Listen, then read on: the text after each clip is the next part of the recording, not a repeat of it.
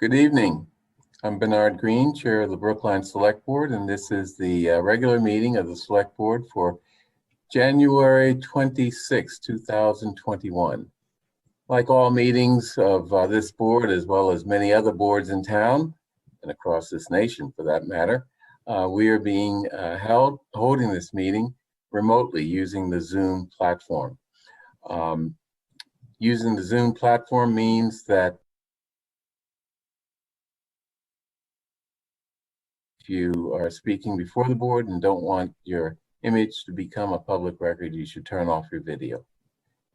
At any rate, let's start off with updates and announcements. I have a few. I'll try to read them fast. First of all, I want to announce that on February 16, our newly elected representatives. Pardon me? Okay. On February 16, 2021, our newly elected representative in the U.S. House of Representatives, Jake Auchincloss, will be speaking to us to introduce himself to the Select Board and to the community, and to give us a sense of what some of his priorities are in Washington, and take questions from us as to what we urge him to do as our representative, or anything else we'd like to talk to him about. Secondly, there are a couple special events at the Coolidge Corner Theater to commemorate International Holocaust Remembrance Day. Now, I have a leaflet that is kind of difficult to give all the information, but let me just say that those events include on January 27 discussions on the Holocaust, and it will involve as a moderator Paris Alston, producer of Radio Boston on WBUR, on the question of why is Holocaust remembrance relevant now? Very important topic. Also, Lauren Bairnsfather, the Holocaust Center of Pittsburgh, will be moderating a discussion, Anti-Semitism Today, featuring Robert Tristan of the Anti-Defamation League and Stephen Naran of Fortunoff Video Archive for Holocaust Testimonies, and Mark Baker of Combined Jewish Philanthropies. These events will be held through the Coolidge Corner Theater, so I urge people to go to the website and get more specific details.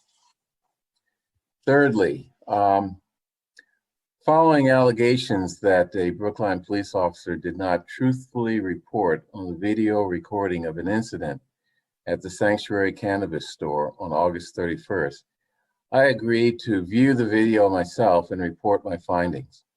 I asked former Superior Court Judge Paul Yee to also view the video, and we have both independently viewed the video and prepared our separate reports.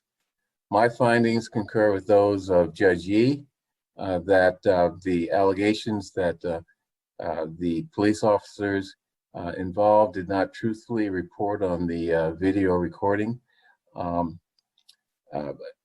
Those findings by Judge Yee I concur with, and we will issue one report based primarily on a very detailed narrative prepared by Judge Yee shortly. The report will be delivered to the Select Board at our February 2nd meeting, at which point it will be a public record. I don't have it right now because we haven't really combined the two reports in a way that is coherent. So finally, I'm sure everyone spent all of their Wednesday, January 20th, watching the inaugural festivities, and I urge people to go back and read the inaugural address of President Biden, but also the incredible poem by Amanda Gorman. The poem illustrates some of the reasons that the power of poetry is so persuasive in conveying complex and difficult ideas. So I urge spending a little time reading those two things. Next, I want to talk about kind of a difficult issue, but one that I think I have an obligation to discuss. And that is the recent police kerfuffle here in Brookline.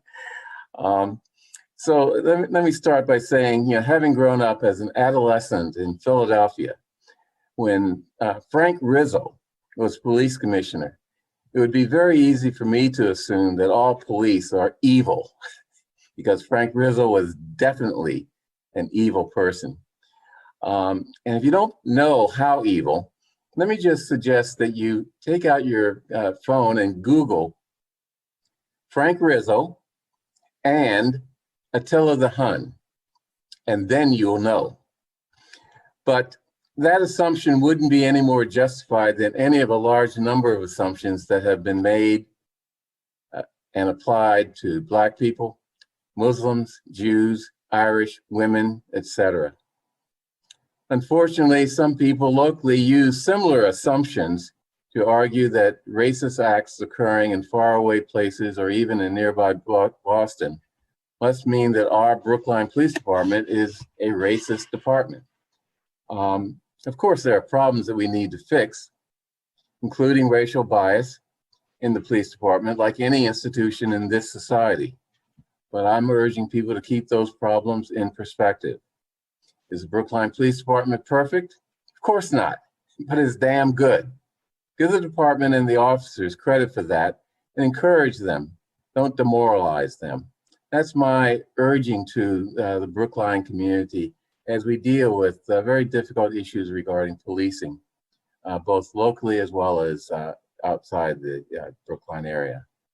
Let me just add, with respect to what happened on January 6, 2021, that the fact that there were Trump-supporting police demonstrating at the Capitol and engaging in insurrection and being killed does not mean that Trump supporters in the Brookline Police Department, and I guess that there are some, if not, I don't know, a lot, should be assumed to also be insurrectionists. We must be able to distinguish between the insurrectionists that paraded a traitor flag through the Capitol and the run-of-the-mill Trumpsters, Trump supporters, stupid though they may be. If we can't make that distinction, then we're not preparing for the long game and the need to position ourselves to turn that Trump supporter away from the next insurrection. And looking at the ebbs and flows of American history, it should be apparent that the potential for a next insurrection is not insignificant. And police officers, Trumpsters or not, should also know that any insurrection is going to first wage battle to the death against police in order to get to the political leadership, as we saw in Washington.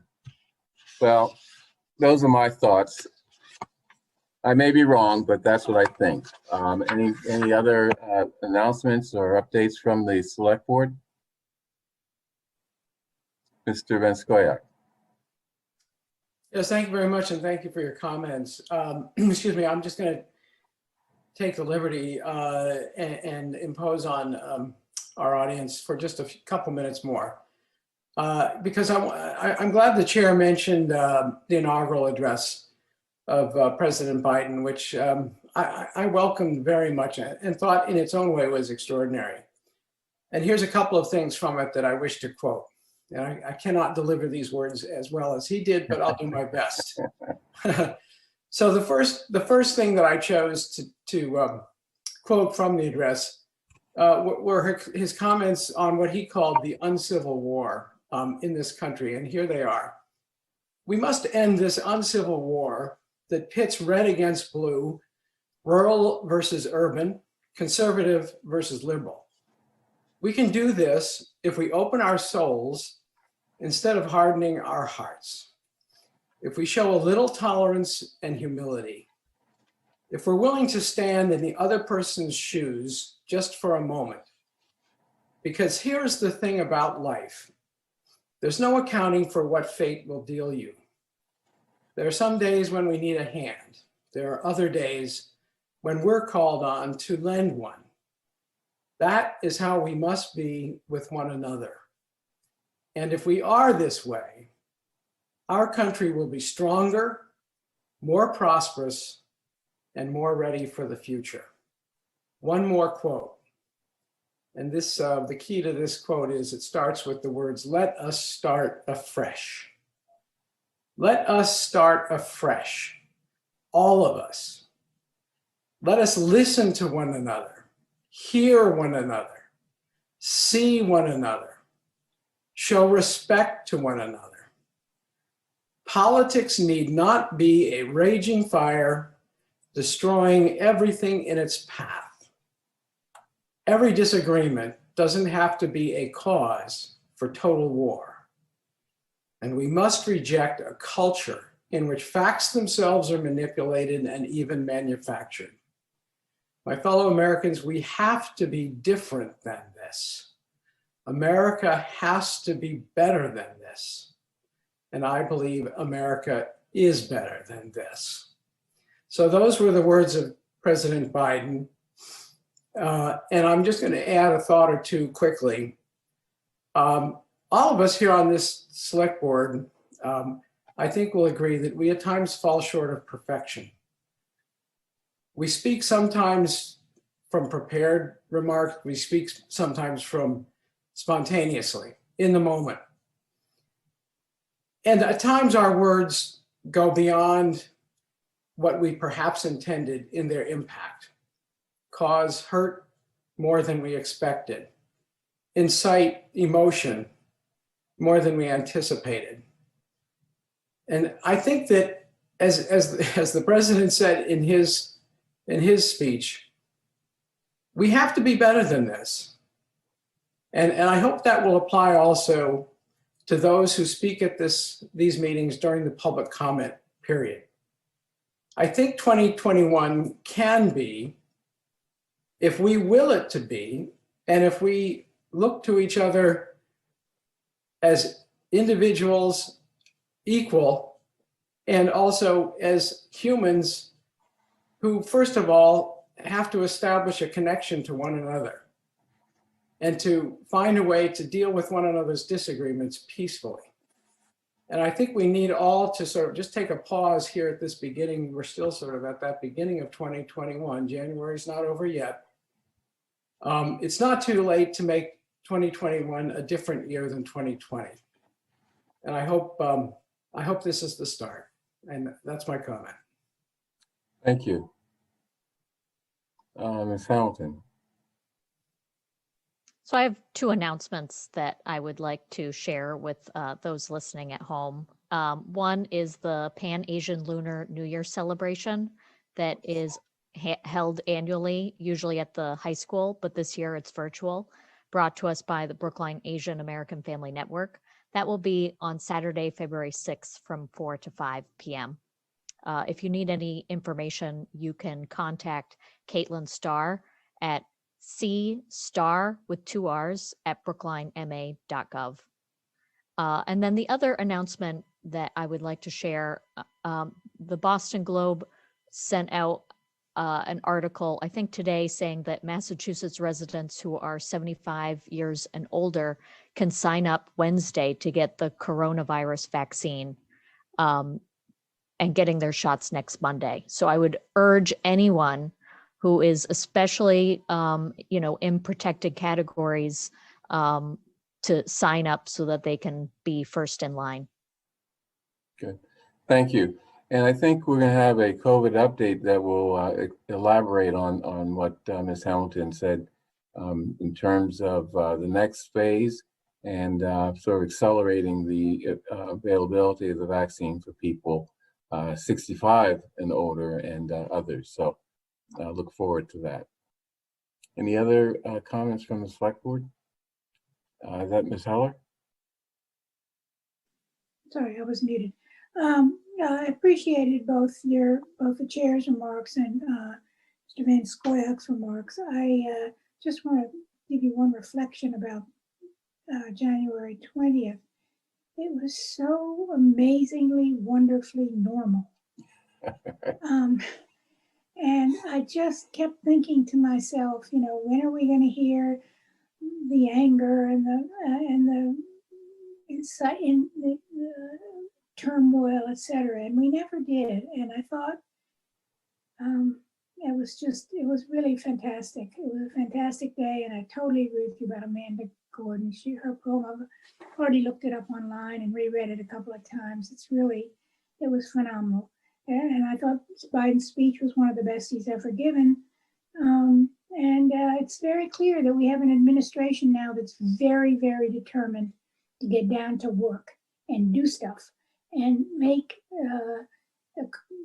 COVID a thing of the past as fast as they possibly can, deal with all kinds of other issues, racial inequality issues, climate issues, etc. So I think it's going to be incumbent upon us. I think that there will be, it occurred to me that of all the money that they're talking about, the 1.9 billion, trillion. So much, it's hard to fathom, but I think some of that should be funneling down to the states and the municipalities. And we may have some opportunities here to help us out with some of these difficult issues. So I also wanted to let you know that we had a climate action committee, Select Board's Climate Action Committee met on Monday night, and we decided to do a look back at 2020 and see what kind of efforts we had made in the town to address climate issues. And Kara Bruton did a fabulous job putting together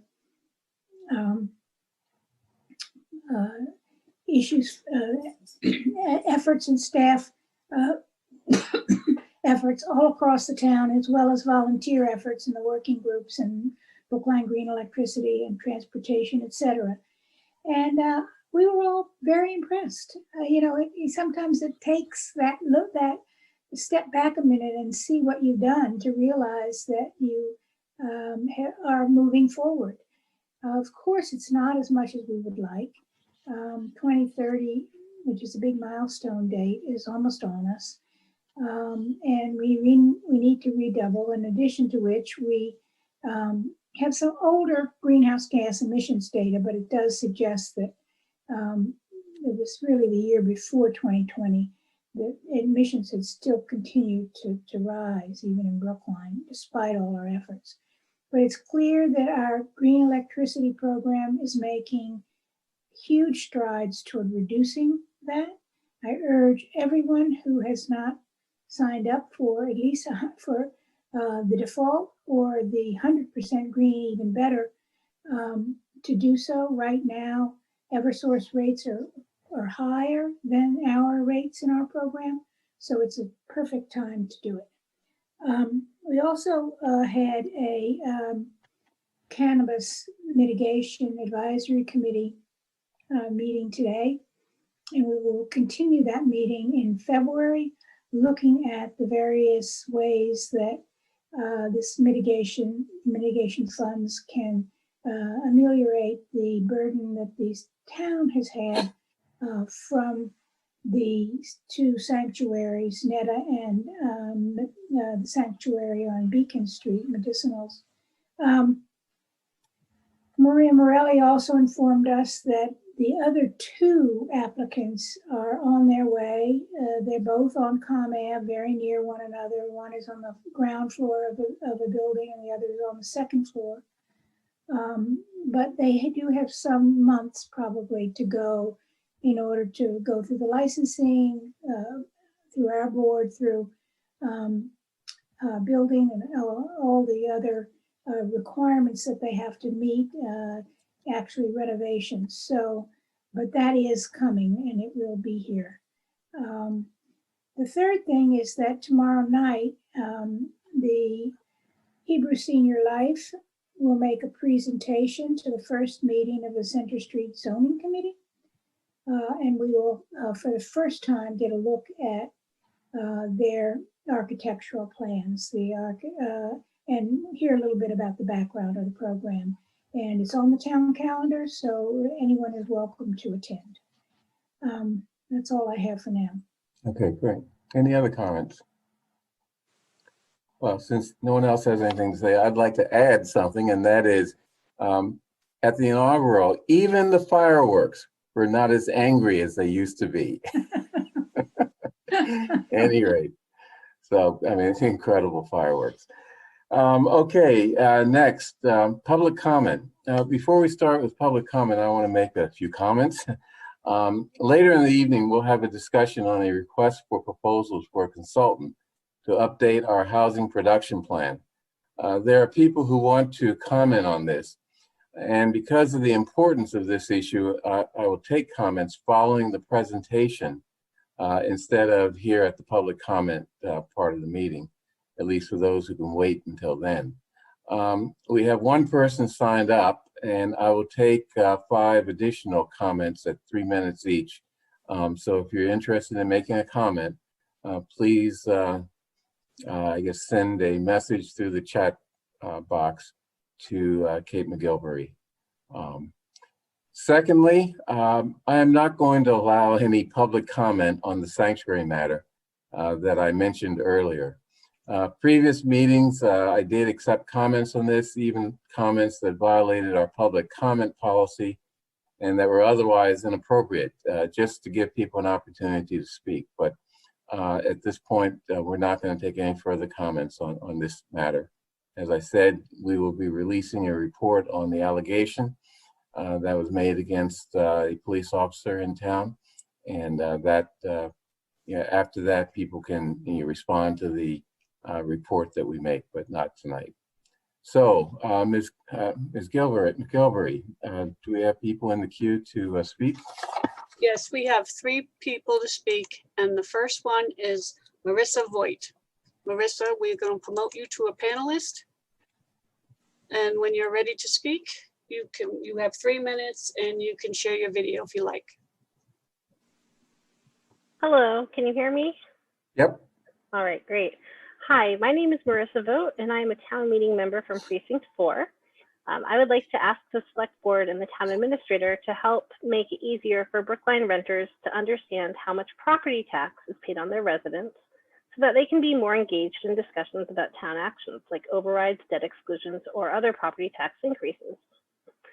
I realize that the question of property tax paid on rental residences is complicated since renters do not directly pay the property tax on their residence, and any tax increase may or may not be passed on by the landlord.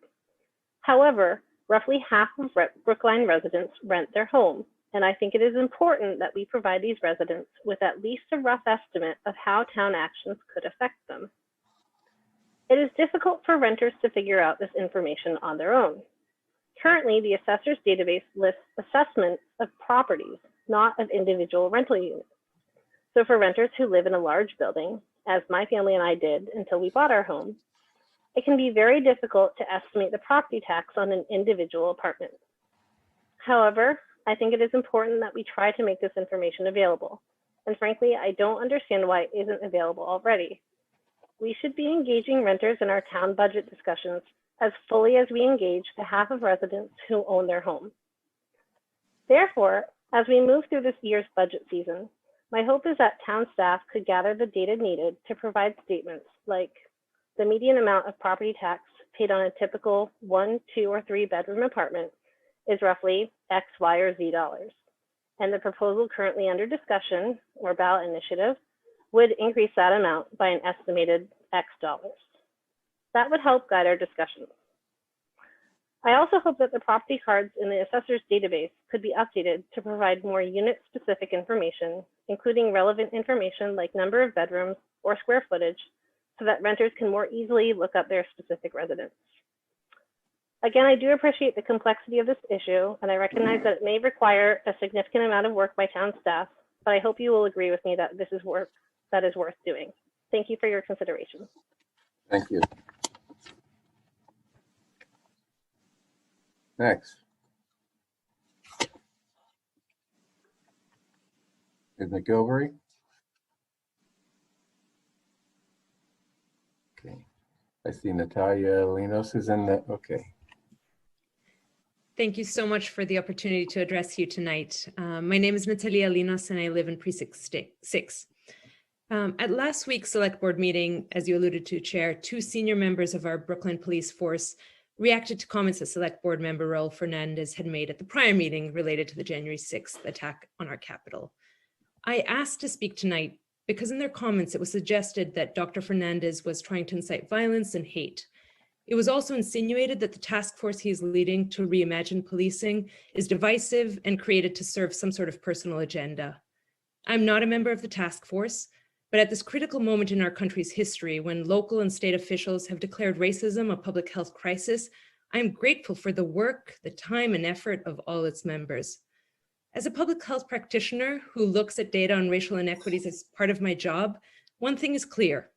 Across our country, people of color, especially Black men, are much more likely to be killed and injured by police, and communities of color are arrested and stopped at higher rates.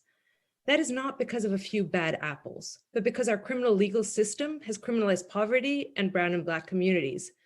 When we talk about systemic racism, it is important to recognize that it isn't an attack on individual police officers or even individual departments, although there are some bad departments and we should call those out. But we should acknowledge that the police is also not the only institution that has a problem. If COVID has revealed one thing, it is that structural racism plays out across all sectors, including mine, healthcare.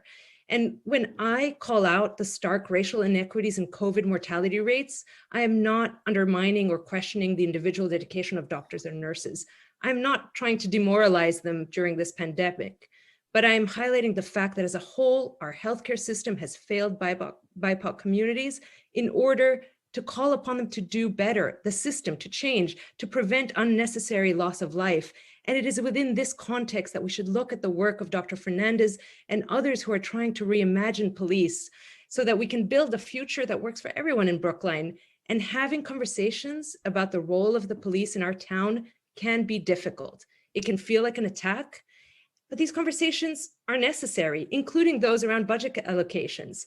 They are important, and I hope that they continue.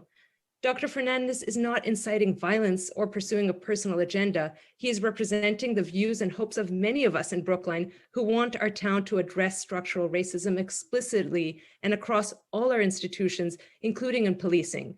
So I wanted to just share that and urge you to make sure that we're not trying to muffle or stifle this conversation, which is so important and so necessary. Thank you. All right, thank you.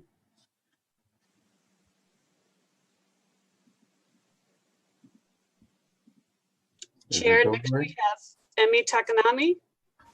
Emmy, you have been promoted to a panelist and you have 3 minutes and can share your video if you'd like.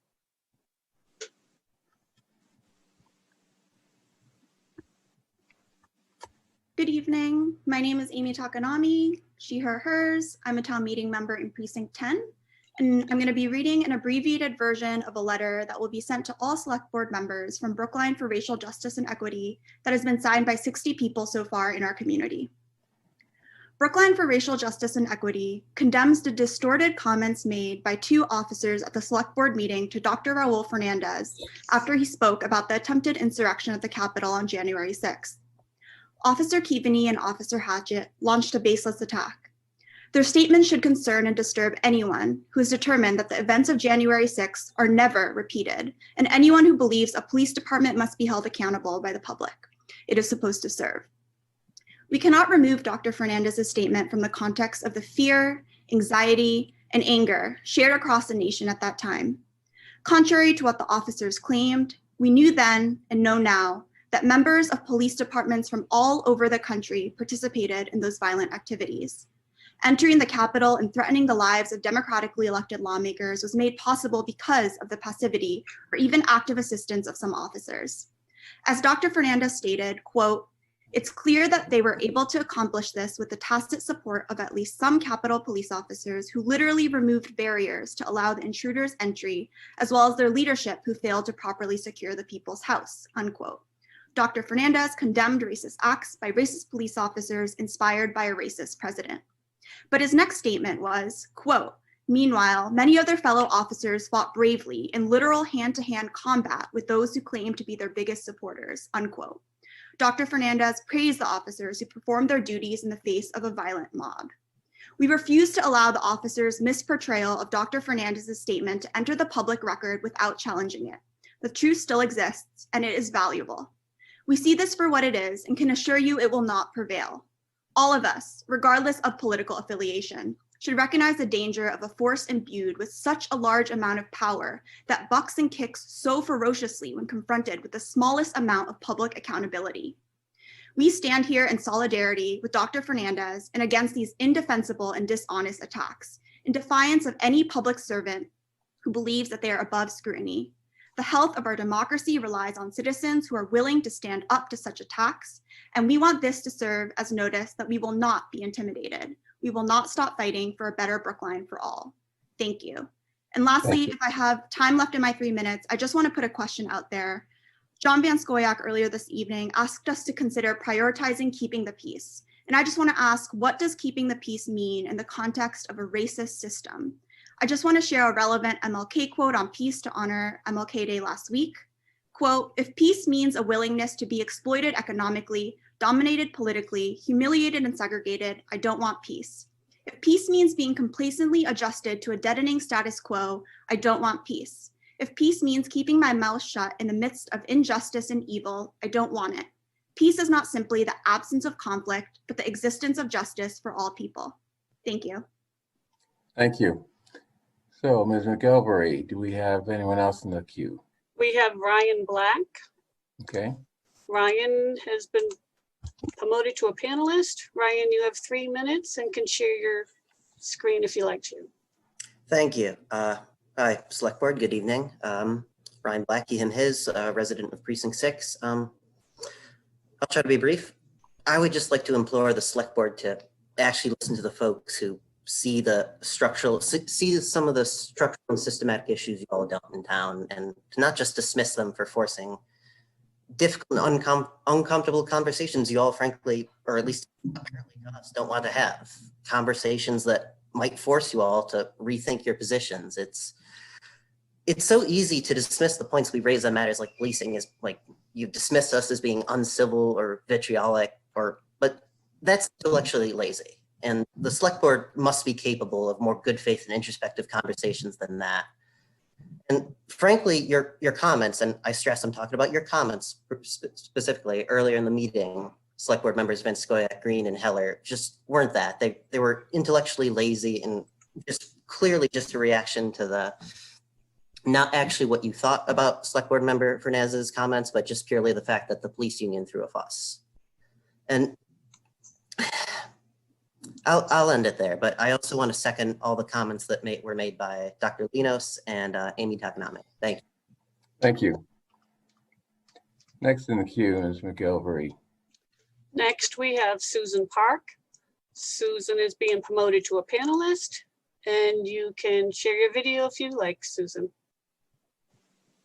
Okay, Susan, if you're going to talk about sanctuary, just be careful that you don't talk about things that relate to personnel. Okay, thank you, Chair Green. I wasn't going to specifically talk about that. I did want to thank the Martin Luther King Celebration Committee. This is a few weeks late, but I did want to thank the committee for putting on a really good presentation. That I think it was a Saturday, and our family really enjoyed it. So I wanted to thank you for that. And being inspired by that, there are 3 quotes that I would like to read that were written by Martin Luther King. And the first one is, "Our lives begin to end the day we become silent about things that matter." The second one is, "Injustice anywhere is a threat to justice everywhere." And then the third one is, "The ultimate measure of a man and woman is not where he or she stands in moments of comfort and convenience, but where we stand at times of challenge and controversy." So I just wanted to share that just because, you know, Martin Luther King is a hero that many of us look up to. You know, he was at BU,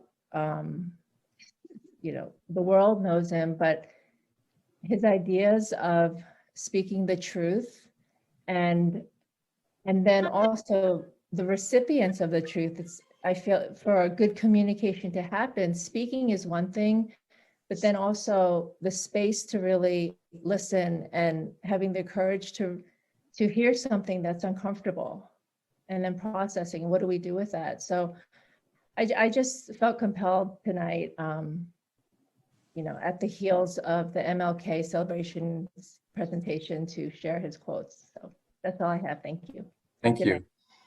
If I may add, we teamed up with the Howard Thurman Center at BU, which I really, really think we need to continue into the future, both with the MLK event as well as other events around town. And I think that BU and the BC are institutions in our community, and they have incredible resources, and we need to really take advantage of that through joint programs like this and other programs in areas such as environmental issues, racial equity issues, you name it. There's the expertise there that we really need to take advantage of. So Yes, and the legacy he left for us to speak up when we're uncomfortable and perhaps even fearful about certain things, but feeling compelled to speak the truth and share it,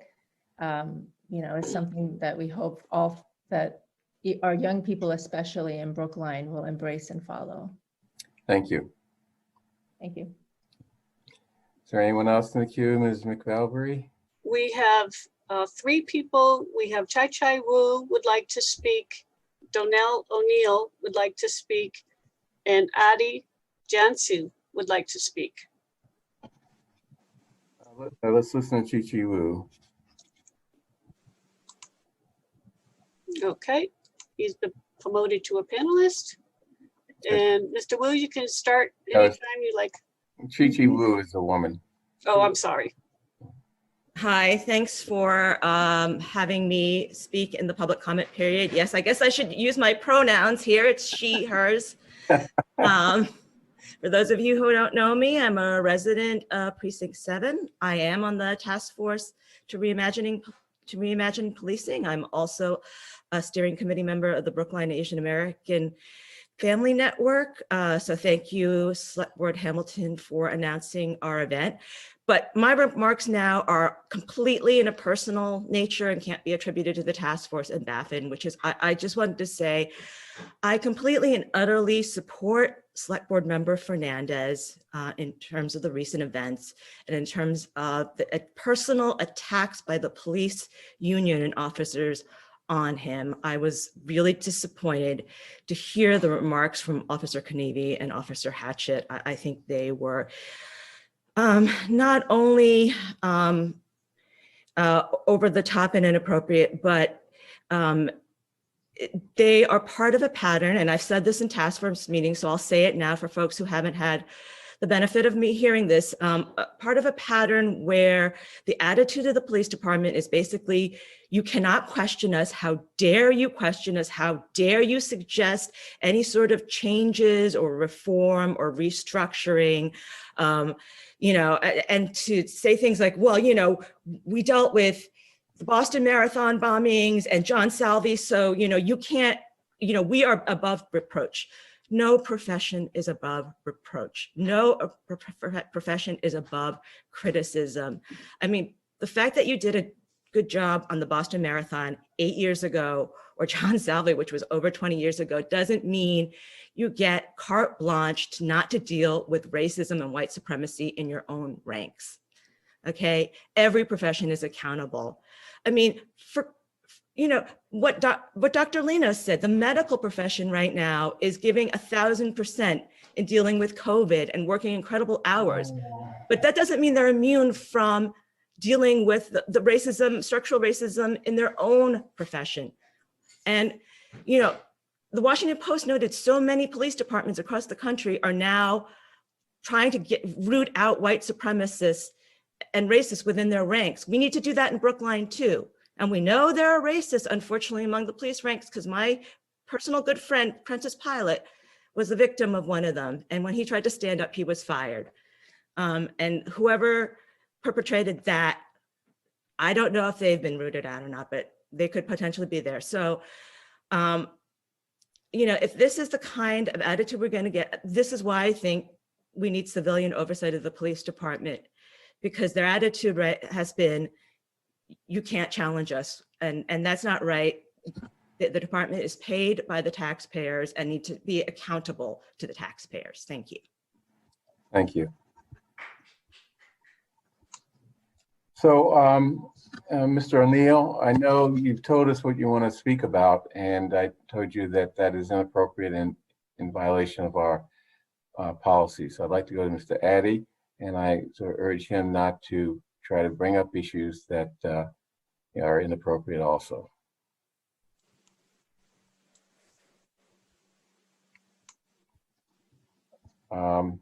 Ms. McGilvery, could you Yep. let I, Mr. Ijanusi speak? yes, he is on as a panelist. That's also a he. And have 3 minutes. Yeah, can you guys hear me? Yep. Okay. Good evening. Today I'm going to speak on 2 things. Number one, I would like to address John and the comment you just made. It's easy to tell people to take it easy when you're not the one feeling the brunt of being let down. It's easy to always tell peace when you're the one least doing something to accomplish peace. I know that from a personal experience that you've let me down by your actions. And I hear a lot of words matter from you guys. Words matter with action. It doesn't mean a damn thing without actions. So that brings me to my second thing, my second issues for today. And I'm gonna speak to you directly, Bernard. So your actions of lately has been, to say the least, disappointing. You just said Trump supporters' actions who were involved in the insurrection may be stupid. I think you need to take a look in the mirror for yourself. And I'll give you 4 examples of your recent actions. Okay, wait a minute. Let's not get personal here. Nah, it's not about personal. Your actions with being choking as a Black man in a time where racial tension was high, like we've never seen before. As a Black man, to me, that is personal. So you can't tell me what is personal. And I personally don't see no remorse in you. As a young Black man, I don't have no respect for you as a man, and definitely not as a leader in this Brookline. Okay, Ms. McGilvery, cut him off. We're not going to have. You are not a dictator like to that. decide who's being cut off, Bernard. The Okay, election cut was him off. May 4th, I promise you that. Okay, cut him off. Okay, look. I can take criticism from anyone, but when you start attacking people personally like that, it's just beyond the pale. So, any other people in the plea? I don't see anybody. Okay. So let's move on. Okay. Right now. Okay. So let's move on to Chair, there's a few things I'd like to say, and then we can move Sure. on. That's all right. So first off, just want to thank folks that came out and spoke today. I appreciate that, and particularly the group Brookline for Racial Justice and Equity, which has really been holding the line on combating racism in all of its different forms in our community. And I also want to share that I actually met with the police union president, Detective Keaveney, this past weekend. We sat down for a couple hours, more than 2 hours. We discussed my comments and his public response, as well as Sergeant Hatchett's public response. Really neither one of us backed away from our comments, but we did have a helpful discussion about impact, I think. Detective Keaveney and Sergeant Hatchett had an opportunity last week. I should note that in the week following my comments, no one, I received no emails, no phone calls, no nothing in that week about my comments. And then Sergeant Hatchett and Detective Keaveney made their comments and things changed. They had the opportunity last week to speak about their views on the impact of my statement, noting that officers, they felt like there was a target put on their back. I think that's clearly hyperbole and ignores the totality of my statement, of course, obviously. I do get that officers feel unsupported during this time, and that's fair enough. It's a tough time. And, we've got 2 committees that were unanimously voted on by this select board to look into policing and public safety and to see if there might be a better way than what we have right now. But if I can just take a few moments and just share with you the impact on me immediately following the statement put out by the police union representatives. Less than 24 hours after their statements, a post appeared on a local in Massachusetts racist blog, which twisted my words as a way to encourage the worst of humanity to respond. They did, with hateful comments on the blog post, of course, and racial insults like spick, wetback, beaner, and others which I won't repeat. And issuing threats like the one about burning my house down with my family inside. These are supporters of the police department. Of course, then came the emails, direct messages, and phone calls to my phone. All hate-filled, laced with profanity, and punctuated by support for police. Blue lives matter more than your life matters, was one comment. By the way, I shared some of these emails, posts, and voicemails with our town administrator, lest you think I'm making it up. Not because I needed any immediate action taken, but because I wanted someone to know in case something did happen. Share this with you all today, not looking for any sympathy. I doubt I'll get any. But frankly, I'm sorry that my parents who watch these meetings every week have to actually hear any of this. What you may not know is that this is not the first time this has happened to me since I've been in office here in Brookline. And no, those kinds of comments haven't always come in reaction on the heels of some provocative statement, if you're thinking about blaming me for the reaction that's come my way. They've come based on votes that I've taken and deeply held policy beliefs that I have. So for those who think that my tone will save me from this, sorry, but no. Sadly, this has become par for the course for elected officials of color, but particularly those of us who call out racism and challenge the powers of police, which is something that we as community members should be able to do. That should not be something that's controversial. We should be able to do that. Police are entrusted. They have a badge and a gun and the ability, immense, tremendous powers that the rest of us don't have, including elected officials. And we should challenge them. We should make sure that we have the best public safety policies around, whether or not that includes armed police or not. I haven't spoken publicly about this kind of stuff before because I didn't want to give it this kind of oxygen.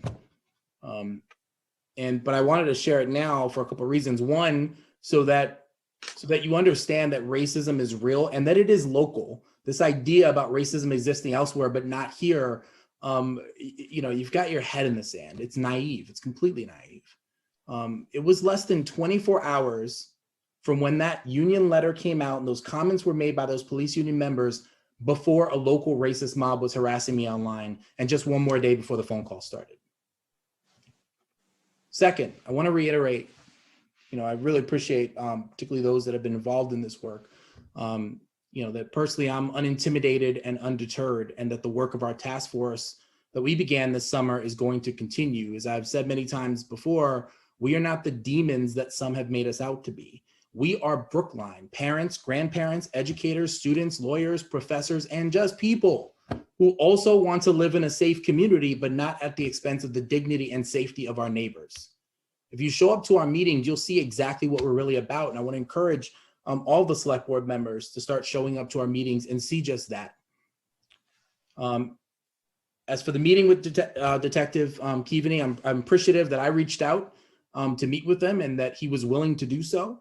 I think we left on good terms, a bit more understanding of each other's positions, and I think maybe a mutual understanding that keeping the lines of communication open is going to be helpful as we move forward. And so that's exactly what I want to do now. I want to move forward with the important work of the task force and the select board. I would just encourage my fellow select board members, as you think through your own thoughts on this, to think about how your experience, the position that you hold based on your own identities and experiences and your position in this community, how it may not be the same for everyone. And asking, someone to extend a fig leaf to those who use the vile racist terminology that I said earlier is a lot to ask, my friends. It's a lot to ask. I do this work professionally, and I talk a lot about the need to bridge the gap between people. But there is no gap that needs bridging between those of us who are being oppressed and the people who seek to oppress us. There is no gap to bridge there. I'm sorry.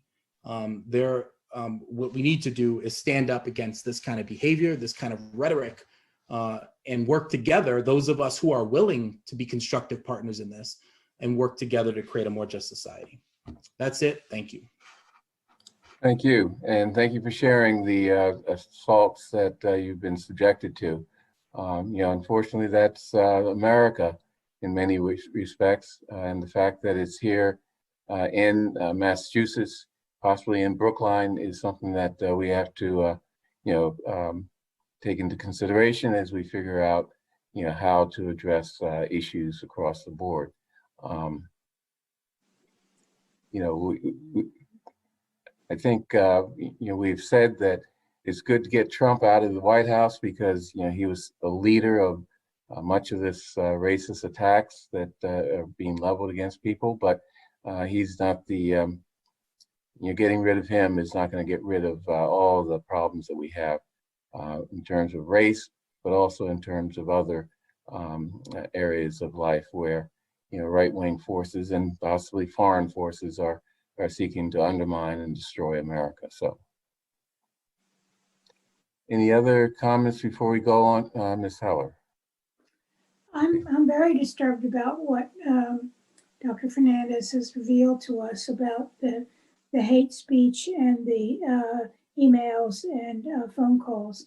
And I for one would be in favor of referring those. I mean, I believe there are some criminal activity here, violations of civil rights acts, etc., and hate speech. So I wouldn't be averse to referring. You must know who these people are. They've sent you emails and their phone numbers online. We have their phone numbers.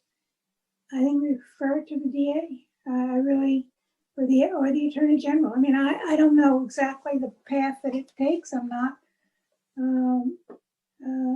very well versed in the criminal justice system, but I do think that that's what should happen because it's unacceptable. Okay. Any other comments before we go on?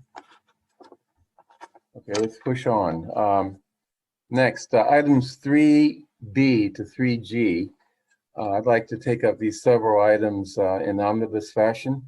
The select board has had an opportunity to review them and identify any that they'd like to deal with separately. We're talking about authorization to hire a replacement for the public health specialist, in the Environmental Health Division of Health and Human Services Department. Question of approving an amendment for the BHS expansion project. Question of approving a change order for the Brookline High School expansion project. Question of accepting a state 911 department support grant for the police and question of accepting another 911 grant for the police. The first one in the amount of $248,276. The second one in the amount of $21,952.55. And finally, and next, question of approving a contract amendment for the Driscoll School project. And finally, question of approving a contract between the town and Miller Dyer Spears in a joint venture with Sasaki for the Pierce School project for design services. All that stuff is in your packet, and I'm sure people have reviewed it. Although I understand the Pierce School material is quite voluminous, so you're excused if you haven't had a chance to go through that. But at any rate, I'd like to move approval of those items 3B through 3G. All in favor, Ms. Heller? Aye. Ms. Hamilton? Aye. Mr. Fernandez? Aye.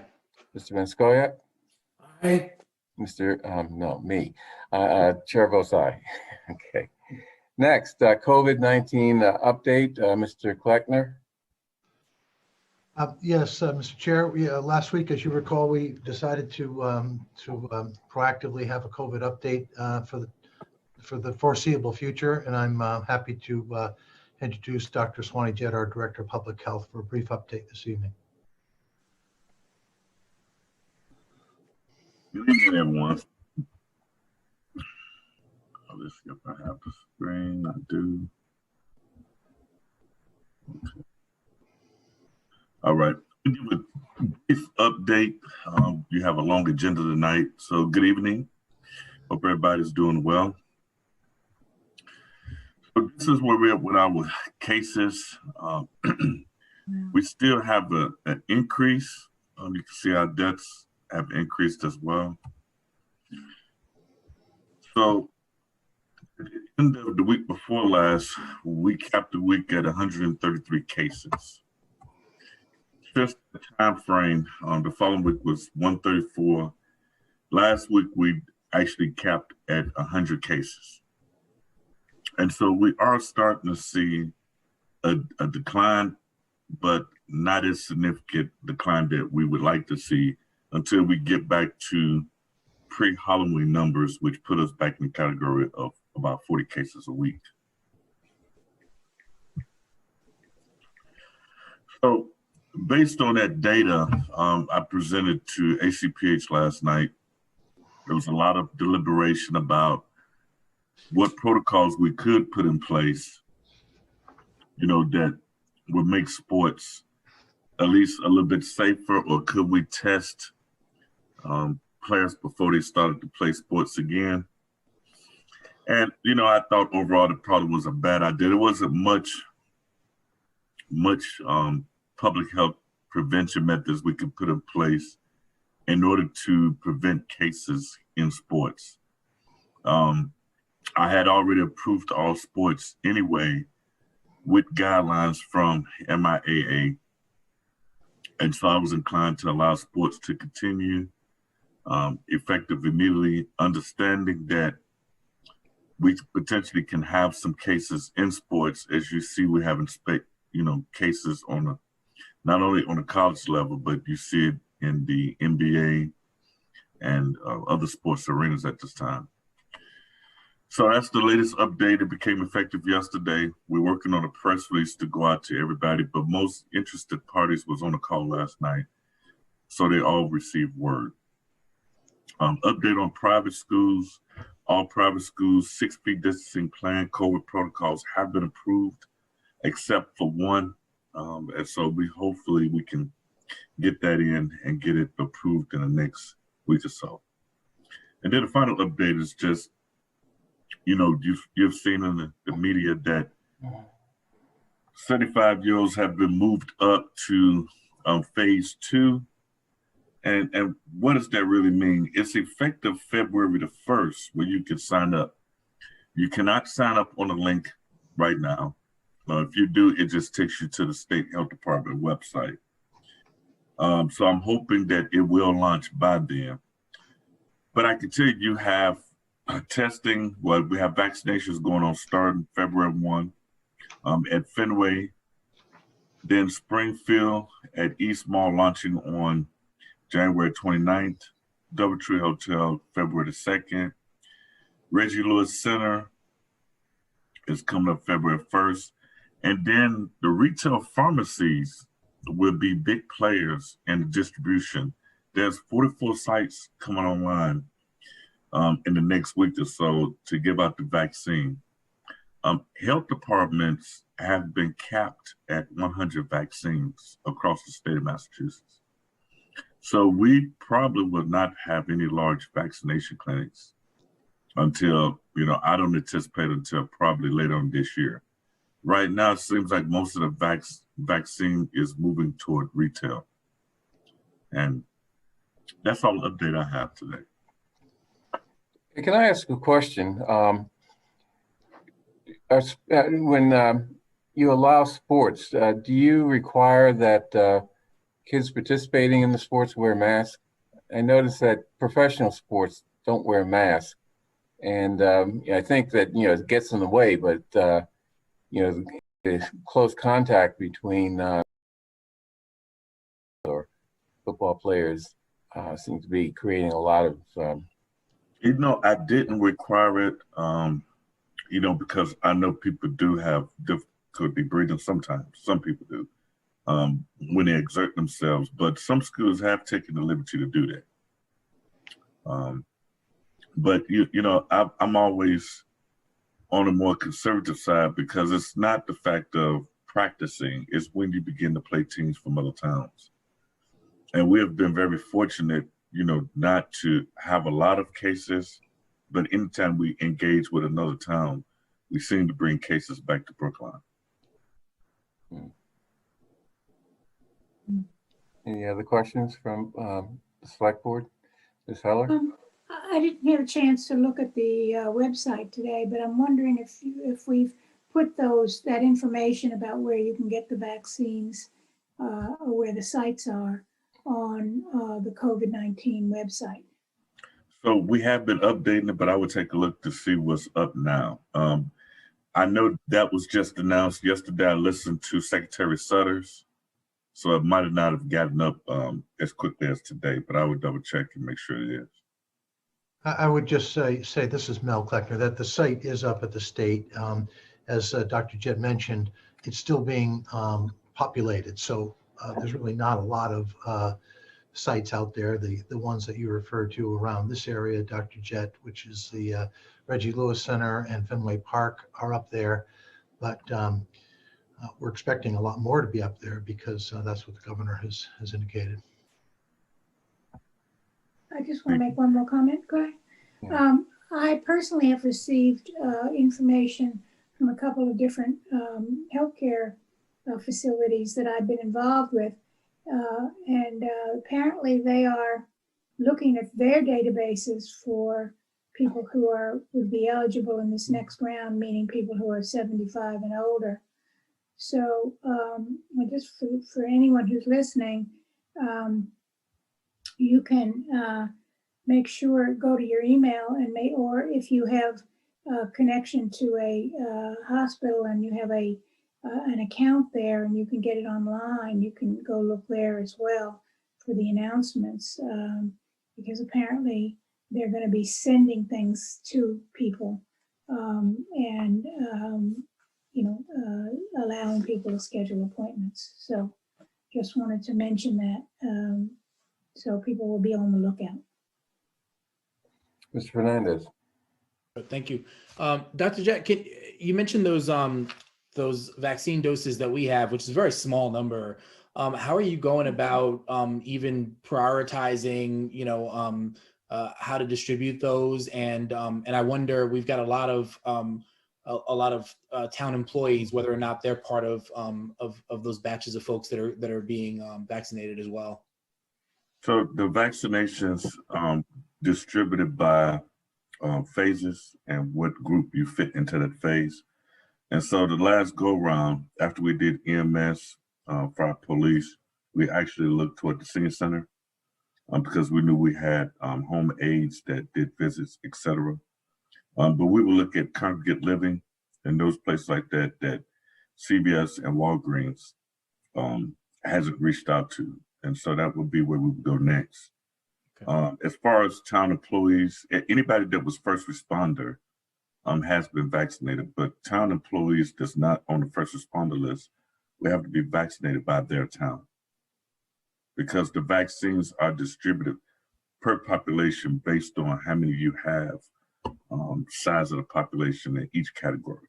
Right. And as you can tell, it's right now the state, and I'm just thinking, they don't have a lot of doses. And so there is a vaccine shortage. And unless the federal government releases what they were stockpiling, then maybe more vaccines will come to local health departments and we can do more broad-based vaccination clinics like we normally would. Can I just ask a follow-up? I don't know which vaccine we have, but if it's the one that requires more than one dose, are we holding back second doses, or are we just distributing at this point all of the first doses that we have available? So they only allocated, well, I only put in to, take care of first responders. So every week I get a check sheet or as a link, and I try to order as much doses as I can. I at one point ordered 10,000 doses and received 100. Wow. So now they gave us 400 doses. We vaccinated first responders. Then at least a week prior to, a few days prior to, we should receive the next 400 for the second dose. And the type of vaccine we have is Moderna, but even though I'm preparing for Pfizer, so I have ordered a freezer to prepare for receiving Pfizer vaccine at some point. Okay. Thank you. You're welcome. Anyone else? Oh, Mr. Skoyak is up first, and then Ms. Heller. Dr. Jett, it's great to have this time with you, and I just want to thank you again for the work you have done throughout this crisis. And I want to be sure that the people watching realize that, just in the past 2 weeks, problems, questions, concerns arose among the private school community in Brookline. Questions, concerns arose among people who had children in athletic programs in Brookline.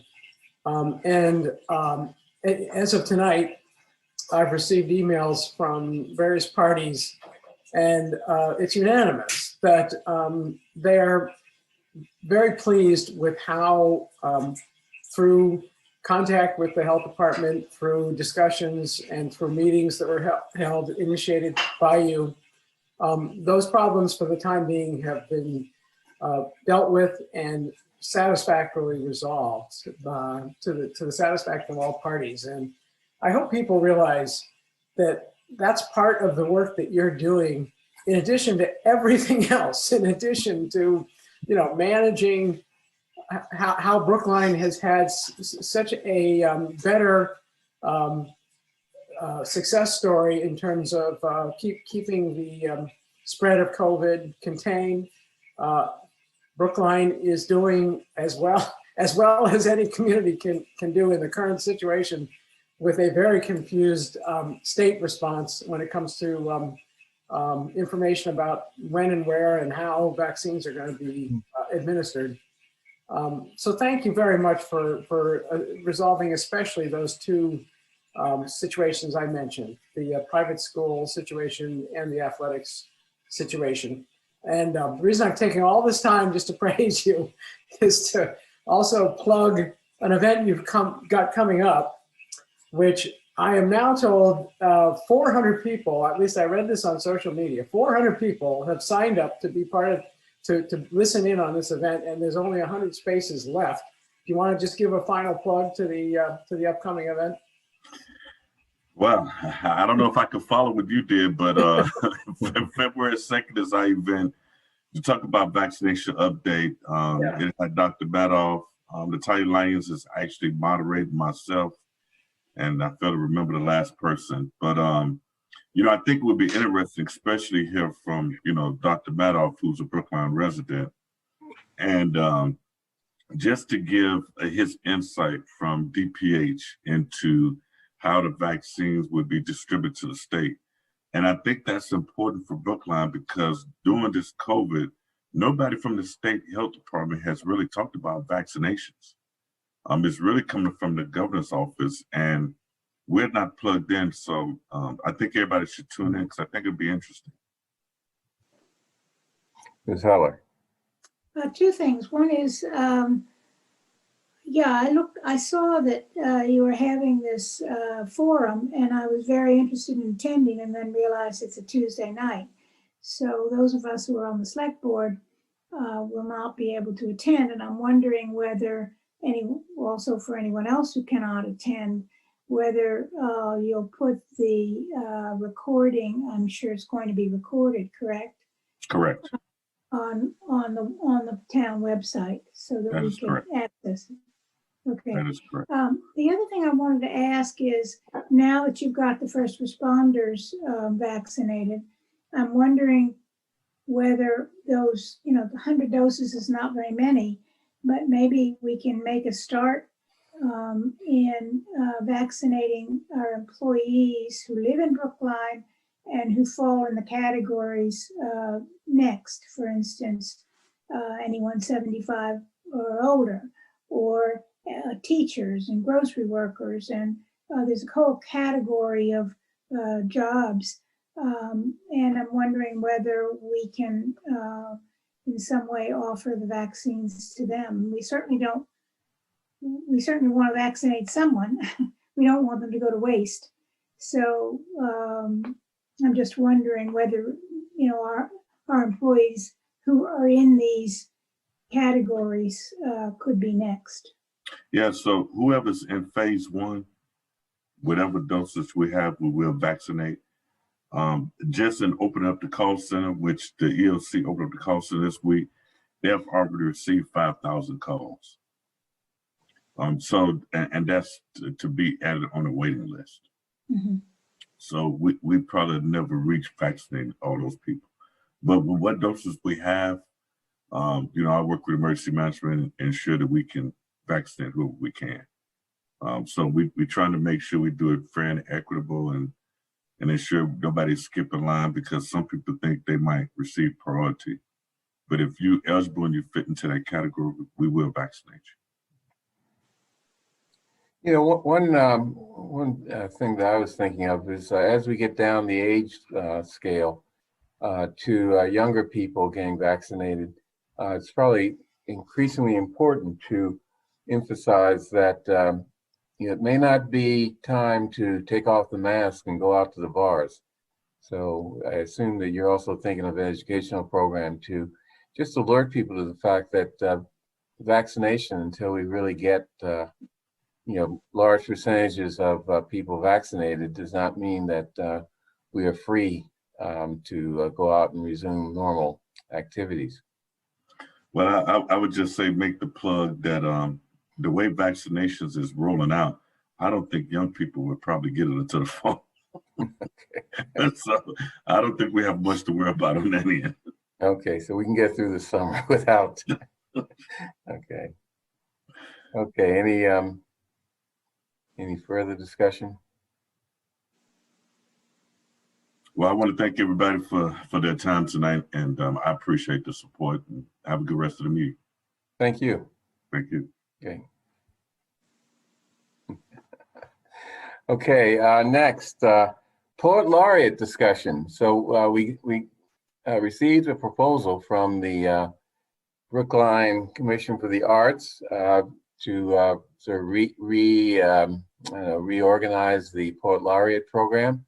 And I see that we got a proposal from Z. Slessling, current Poet Laureate, making some changes. Is Z here? Doesn't look like it. So let's just go with Mr. Ghostin. Thank you. Good to be back. And I hope you have had a chance at least to look at some of the changes. It's not a major overhaul. We took under advisement what was said at the last time that I was here. And so we decided to keep the title of Poet Laureate specifically.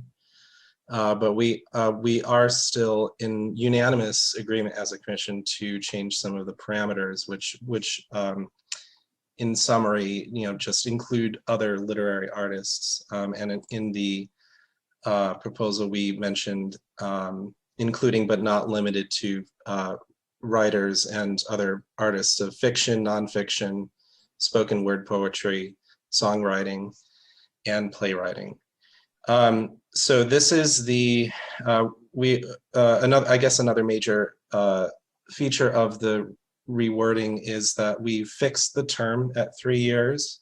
I believe previously we've had the guidelines said 2 years with an allowance of kind of re-upping year after year on a kind of a mutually agreement basis. And we thought that this was a little untenuous to administer. So for instance, the first Poet Laureate was served for 2 years, and then I think Zvi has served for 2 or 3, but it's been uneven. So we're kind of trying to limit, we're trying to fix the term of the Poet Laureate as well as the stipend. We've had some, as I mentioned previously, we've had some financial issues administering that.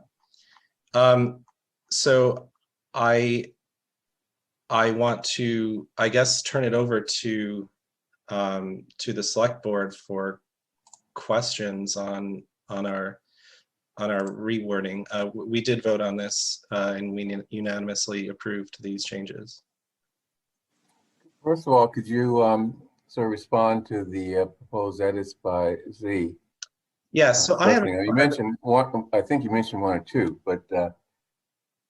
Yeah, so, well, before I have a very detailed response to Zvi because frankly, we're getting to the end of our tether with this.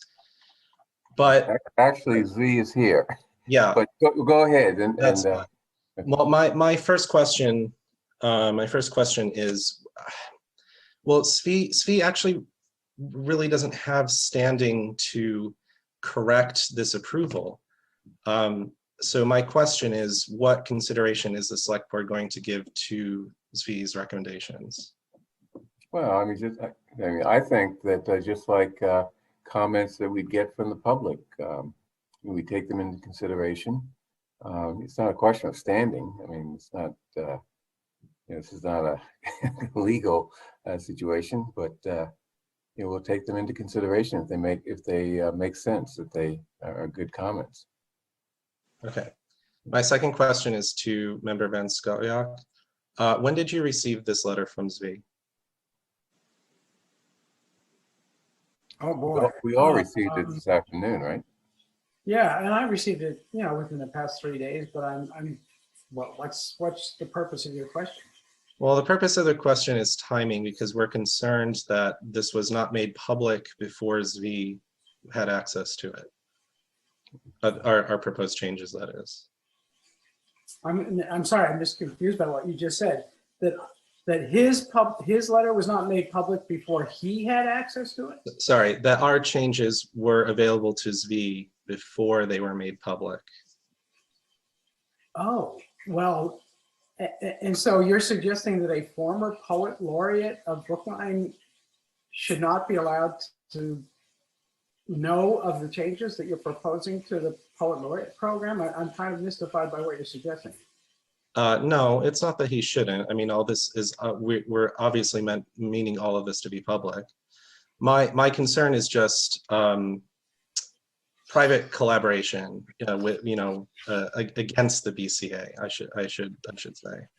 No one's collaborating against the BCA. And if you're suggesting that someone on this board forwarded it to Z, I mean, I didn't, but even if someone did, I'm not sure that that would be a mortal sin. It's he is the current, and he is a current poet laureate. Oh, well, actually, I think his term is ended, but yeah.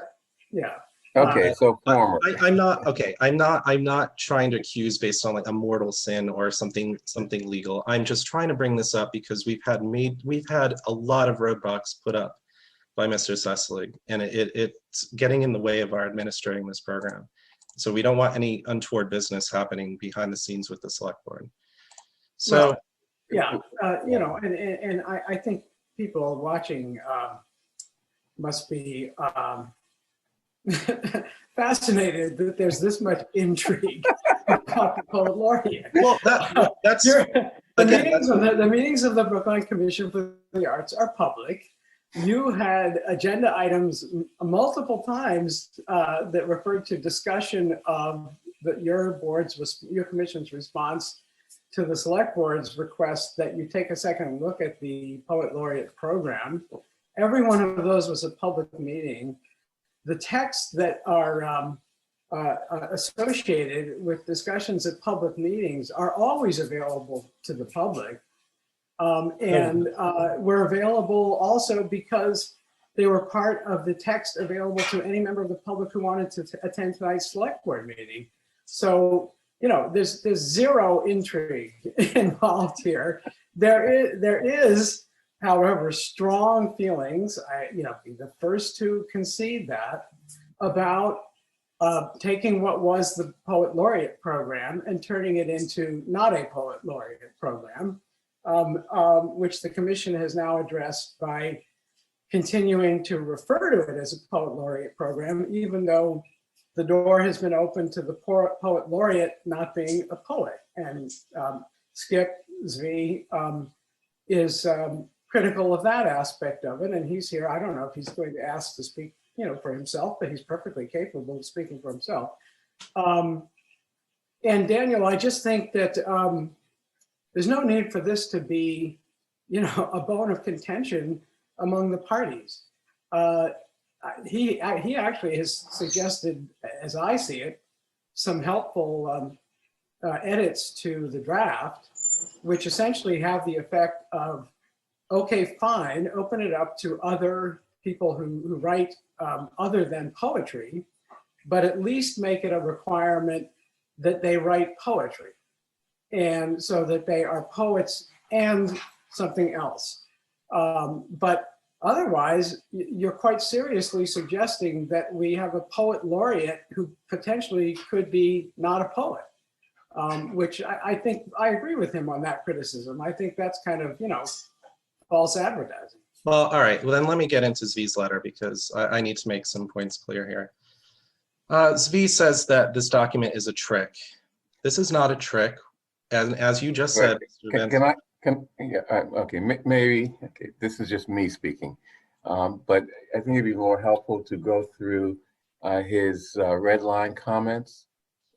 With all due respect, okay, go do it the way you want to. This is, I mean, since this letter is available, I'd like to address the letter. Okay, go ahead. So he does say a trick. My response is this is not a trick. And in the words of my fellow commissioner Amy Emmert, this is a completely open process in which Mr. Van Skyr just alluded to. We've had many open meetings, and we are trying to address our goals and Zvi's objections at the same time. So saying this is a trick is extremely disrespectful to the work of the commission. Zvi suggests that, or says that Bob Dylan received a Nobel Prize for his lyrics, and that lyrics may be considered, or a lyricist may be considered as a poet laureate. Well, I mean, yes, this is exactly what we're talking about. There's a lot of crossover, but also Bob Dylan wasn't a poet either. He was a musician. I'm a musician myself. So this is the kind of overlap we think is going to improve the program, but there's only one or two things that Zvi finds acceptable. So we need to move on from this. He brings up again Deborah Leipzinger and Tino Villanueva, two suggestions that he's trying to get us to pick as next laureates, I suppose. I don't know why they keep coming up, but we are not balking at these artists. We've actually given grants to Deborah Leipzinger the past 1 or 2 years for the Jewish Poetry Festival in Brookline. So the issue at hand is going through the formal process of application and getting more candidates to apply, precisely to reduce any kind of favoritism that the public might perceive when we only consider those who Zvi wants. Zvi mentions that he has readings at Hunneman Hall with poets reading in various languages, and that this is an example of diversity in poetry. I mean, that's great, but who are these poets? Why aren't they applying to the program? And language in itself is not diversity, but rather who the people are behind the poems. And to be a little less coy about what we're trying to mean by, opening up the process to diverse candidates, we're trying to bring into the public eye those from less well-off socioeconomic backgrounds, people who have promise and talent, and whose career and publishing opportunities might get a jump start from our program. And again, not necessarily poets. Let's see. We came to the conclusion as a commission that 2 years is not enough to cement a laureate's place in the community and to be able to make use of the position to hold a variety of public events. We also got rid, as I just mentioned, we got rid of the 1-year extensions because this has been a chaotic and uneven administration of the program to previous laureates who have expressed that they would have wanted more time in their role. I also want to point out, well, the money issue we can talk about later. Let's skip that for now. Zvi's also concerned that not a lot of this is going through public hearing, including the clause about a removal of the poet laureate through BCA meetings. and a 2/3 majority vote. This is a public hearing right now. All our BCA meetings are open to the public.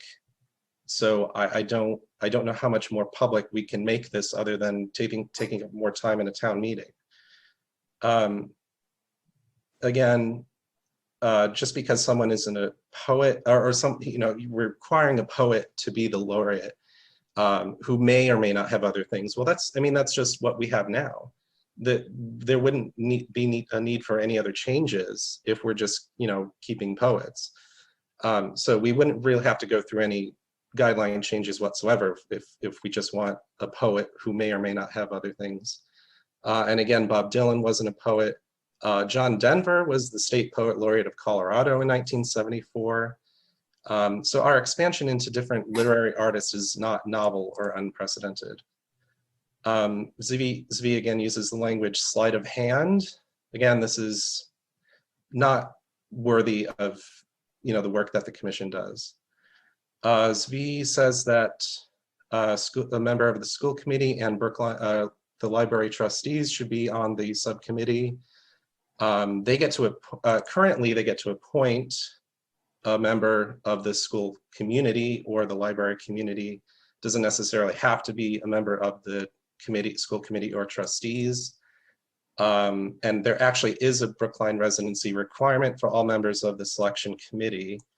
It is stated in the paragraph below the member distribution. And well, I know there's been a lot of talk about personal things tonight, and Z ends with finally at the select board hearing, the BCA chair said he does not read poetry, he reads fiction.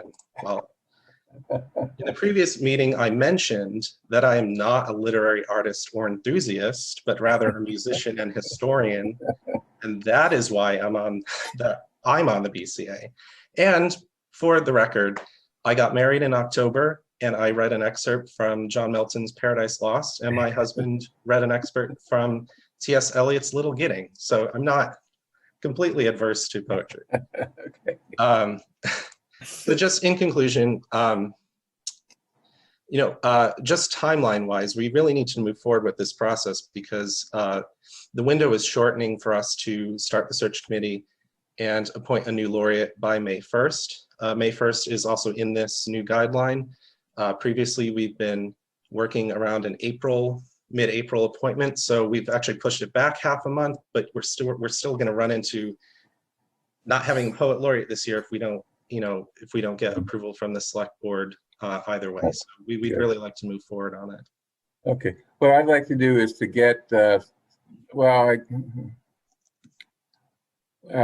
select board members want to listen to Z briefly?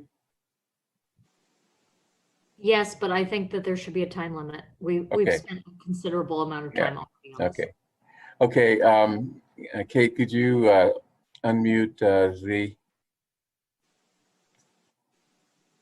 Hi, can you hear me? Yep. Okay. Give us your 3-minute elevator pitch. The only thing I'll comment on, Mr. Gostin often references to me, is that when he was before the board last time, he spoke about a literary laureate, and I objected to that and said we should have a poet laureate who can do other things. So what does Mr. Gostin's commission do? They do the exact same thing. I just simply don't understand how you can have a person who is not a poet as a poet laureate. And he said in his draft statement, which by the way is a public statement that I had an absolute right to see, is that if there is a poet, then they'll do poetry month. Well, either you have a poet or you don't have a poet. And what you have stated, Mr. Gostin, is you don't want a poet. I would like to see a poet who can do other things. Now, I mentioned two people because I was asked by Well, the let's not commission. get into back and forth defending against. Well, let me finish, please, So, yeah. Mr. Chairman. I was asked by the commission to make suggestions. I made two suggestions, which I have repeated, but it's up to them to go find a poet, not up to me, not up to you, not up to John or Raul or Heather or Nancy or even Mel Kleckner to go find a poet. They should find the poet. They have the means and they have the ways. I don't want to get into this any further. I'll let the board decide what they want to do. But if you've read my letter, you know what I've said. And if you heard the attacks on me, well, so be it. Okay. Join the club. Okay. I guess in my view, I think that the proposal from the BCA is a good proposal. The only thing that I would agree with Zvi about is that the poet laureate should at least be a poet. I mean, most good poets also, do other types of writing. But I mean, I agree. It at least has to be a poet because poetry really is a special art form that is really needed in this day and age in this country. So, Mr. Fernandez. I'll be brief. That's by the way, that's my opinion. So I'm looking for other board members' opinions. Mr. Yeah. Fernandez. I'll just be brief. I remember this conversation from the last time we were together. The BCA led by the chair here brought us a proposal specifically seeking to expand the universe of possibilities for this role beyond simply someone who identifies themselves as a poet. So I would just say I'm in favor of what I see here before us. It looks like they've this is a developed proposal from the last time we were together. And so I'm inclined to support the work that the BCA has done thus far in line with expanding that universe of possibilities, understanding that sometimes it would be someone who identifies as a poet and sometimes it may not be. I was also, by the way, fine with the term literary laureate. I thought that was interesting, but if it's poet laureate with the possibility to have someone that expands the definition of that term, I'm okay too. Ms. Hamilton. I agree with my other select board member, Dr. Fernandez. And some of the things that the chair of the commission brought up, which is, think about the backgrounds of traditional poets. Is that really a diverse pool when we think of socioeconomic opportunity? And so I don't see a downside with expanding and experimenting. We can always go back, but why not see what happens? I think we can only improve what we see and get more interest, more community interest, and more art. That's the point, is to get more art, more artists, and more interest. Okay, Ms. Heller. It seems to me, I'm sorry I didn't think about this last time we were together, but it seems to me, and I think that the BCA has done some good work here in terms of this proposal, but I'm wondering whether we could have a revolving door, so to speak. A poet laureate 1 or 2 years, then a literary laureate, then a songwriting laureate, then in other words, bring the different experiences to Brookline and its residents in different art forms. But just, I think the expectation that we're going to find a poet who does all these other things may be difficult. And there may be somebody we want who is just a poet laureate, or somebody we want who's just focused on literature, or someone we want who's just focused on songwriting or whatever. So I'm just wondering whether, and perhaps we should amend this to have it go for the next year as a poet laureate while we work on a system of some sort of rotation. that would include the other art forms and not expect a person to do all of them. I mean, I just don't, I'm not sure that's realistic. Okay. Mr. Van Scoyoc? I think Nancy's suggestion is brilliant, and I think it might actually shine the way towards the resolution of this wonderful argument.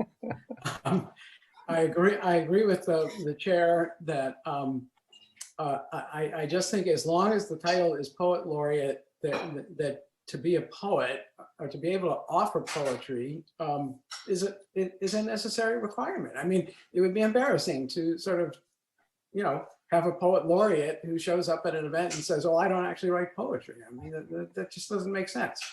But I think Nancy makes a very good point. You could rotate 3 years of a poet laureate, 3 years of a literary laureate. And by the way, literary laureate captures very well, a whole span of alternative forms, other forms of writing other than poetry that would, again, make it possible to reach out to far more artists than just poets. But I also, just because I'm amazed it hasn't been said already, excuse me, I think, Daniel, you're the victim of unfortunate timing right now, because I can rarely think of a time when people, broadly speaking, from coast to coast, of every description, from every state, have talked more about the wonder of poetry. And it's all because of Amanda Gorman, who delivered the poet laureate's poem at the Joe Biden inaugural. And the next day, it was all that anybody could talk about. And to try to make the argument that somehow poetry isn't a field that attracts people from diverse backgrounds in the aftermath of Amanda Gorman's just astonishing performance and inspiring performance at President Biden's inaugural, I'm sorry, just doesn't wash. Did you mention Milton as a recitation at your? I read Milton, yes. Which is wonderful. And I'll just remind everybody that the poet Hausman said, "Malt does more than Milton can to justify God's ways to man." So poets love to have arguments with poets. And we've had a good one tonight, but I think it can be resolved. And I think Nancy has the way to resolve it. Okay. Could I make one other remark? I was thinking, I think that if we would go to the system of kind of rotating a literary laureate, a poet laureate, or whatever other kind of laureate in terms of the arts, that 3 years might be a little bit long for a tenure. I would rather see a 1 or a 2 year term because I think that some of us may not even live long enough to see all the different forms here. But I do think it's important to have the variety. And I love poetry, but I also, I love literature and I love songwriting and I love, so I would be happy to see them rotate. But I do think 3 years would be a little bit too much. Yeah, let me just say, okay, we have 3 votes to leave the proposal of the BCA as is. I don't really agree with Ms. Heller and Mr. Escoya. But yeah, it would be also kind of embarrassing if National Poetry Month or some other event like that, Brookline says, "Well, we don't have a poet in our poet laureate program." So I just mentioned that, not to say that, since I don't have the votes, that we should change the proposal, but just to say that you should just be aware that we really are expecting that you'll recruit a poet. It's not just Biden's inaugural that poetry sort of electrified the country. I mean, think of Kennedy's inaugural with Robert Frost, or Clinton's inaugural with Maya Angelou. I mean, the country's always electrified by good poetry, and I think we can't ignore that in putting in how we organize the poet laureate program. So those are my thoughts. it looks like. Can I just say one thing that I think might be a key procedural point, which is that our colleague Nancy Heller did not offer her alternative until just before I spoke. And I didn't think of it. Yeah, no, and I don't think the other two board members have weighed in on it. So. Oh, okay. I'm sorry. Yeah. If there is a third, then we have three, but maybe we don't. I don't know. I really don't know. Hey, I'm used to losing. So, Ms. Heller, I'm sorry, Ms. Hamilton. I'm agnostic. Anything that gets us to experiment, I'm probably for. But the reason I wanted to jump in was we heard from the chair that it's difficult operationally for them to do something shorter than the 3 years. And so do we really want to impose on them, something shorter that he himself just said it makes it more administratively difficult? Good point. Mr. Fernandez, what do you think? Kind of where I was before. I think the okay, that's good enough. Yeah, the current, what's before us from the BCA actually provides the opportunity.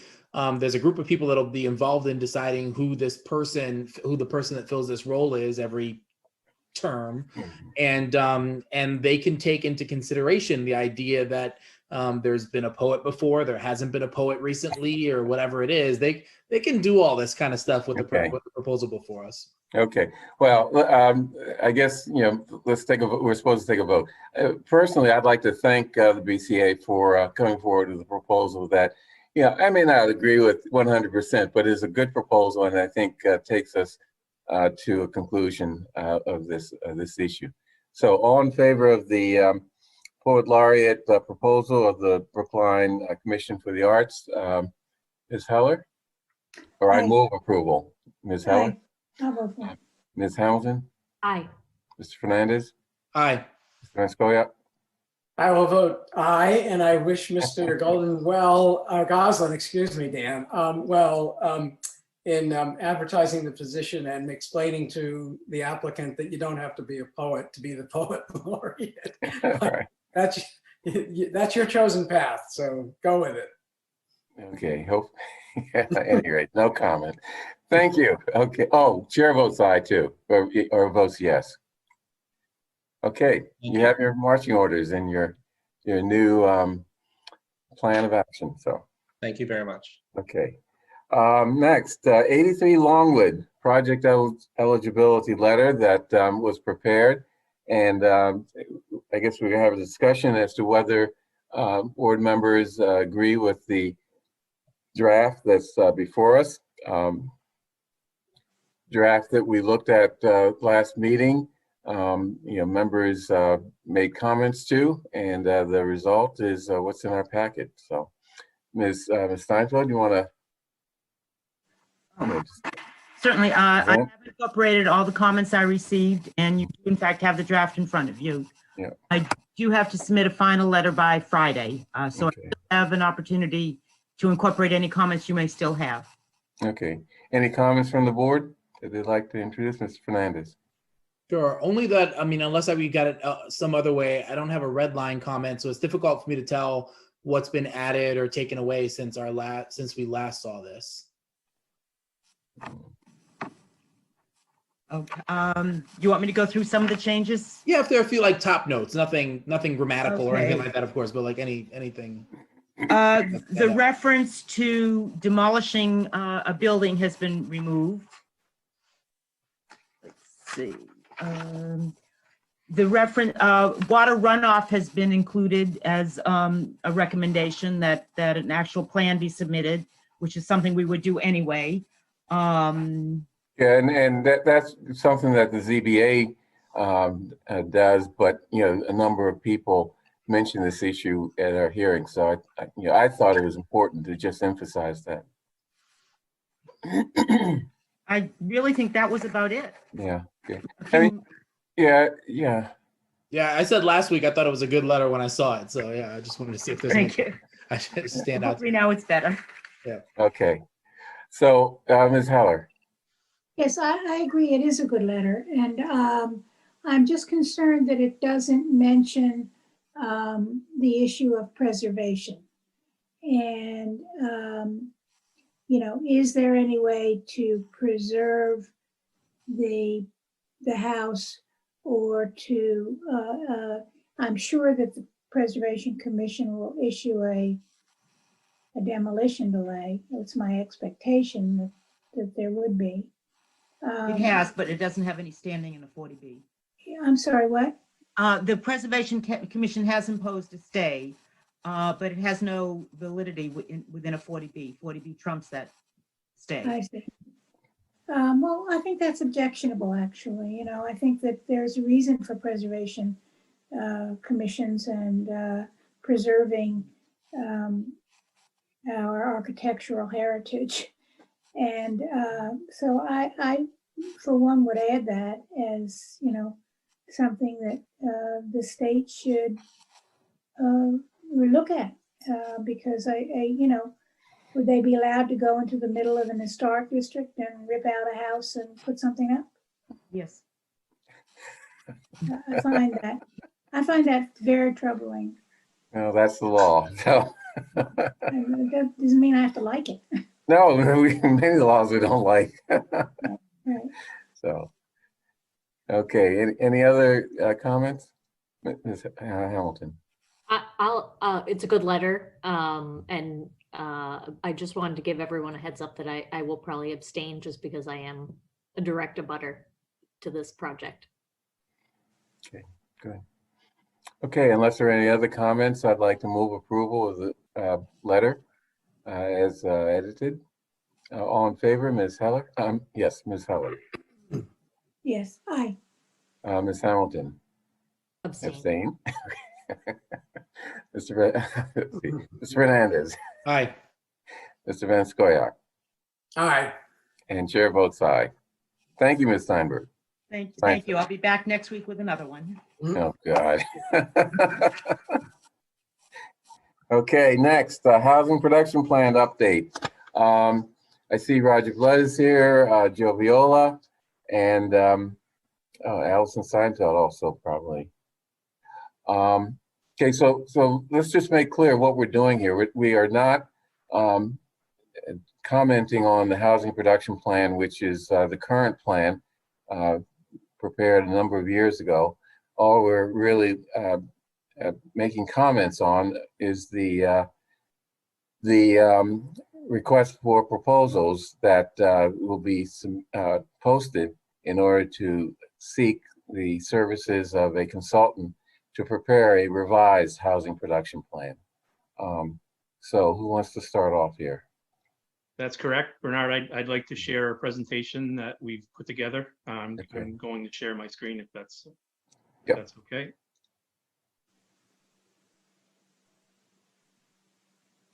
Okay, do you have to do something to let him share the screen?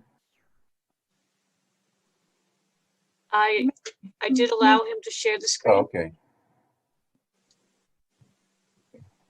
Sorry, this is user error on my end. Okay.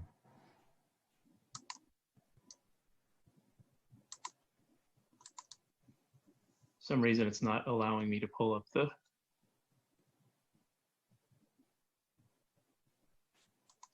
I think if you make him a host, then he can.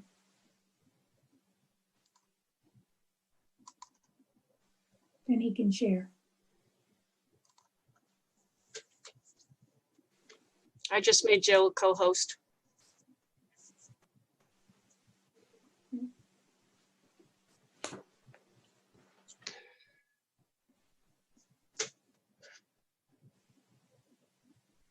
everybody see that presentation? Is that Yep. working? Okay, good. All right, apologies for the technical difficulties. So we're actually here tonight. Just good evening, Joe Viola, Assistant Director for Community Planning. Roger and I and Allison, we're here tonight to update the board about the process for the town's current housing production plan update. Updating the housing production plan is a department priority. We've worked to develop an RFP scope that'll ensure that the plan meets the state's requirements for housing production plan content, which would make it eligible to be approved by the state and also certified in the future if applicable. As importantly, the The scope is written to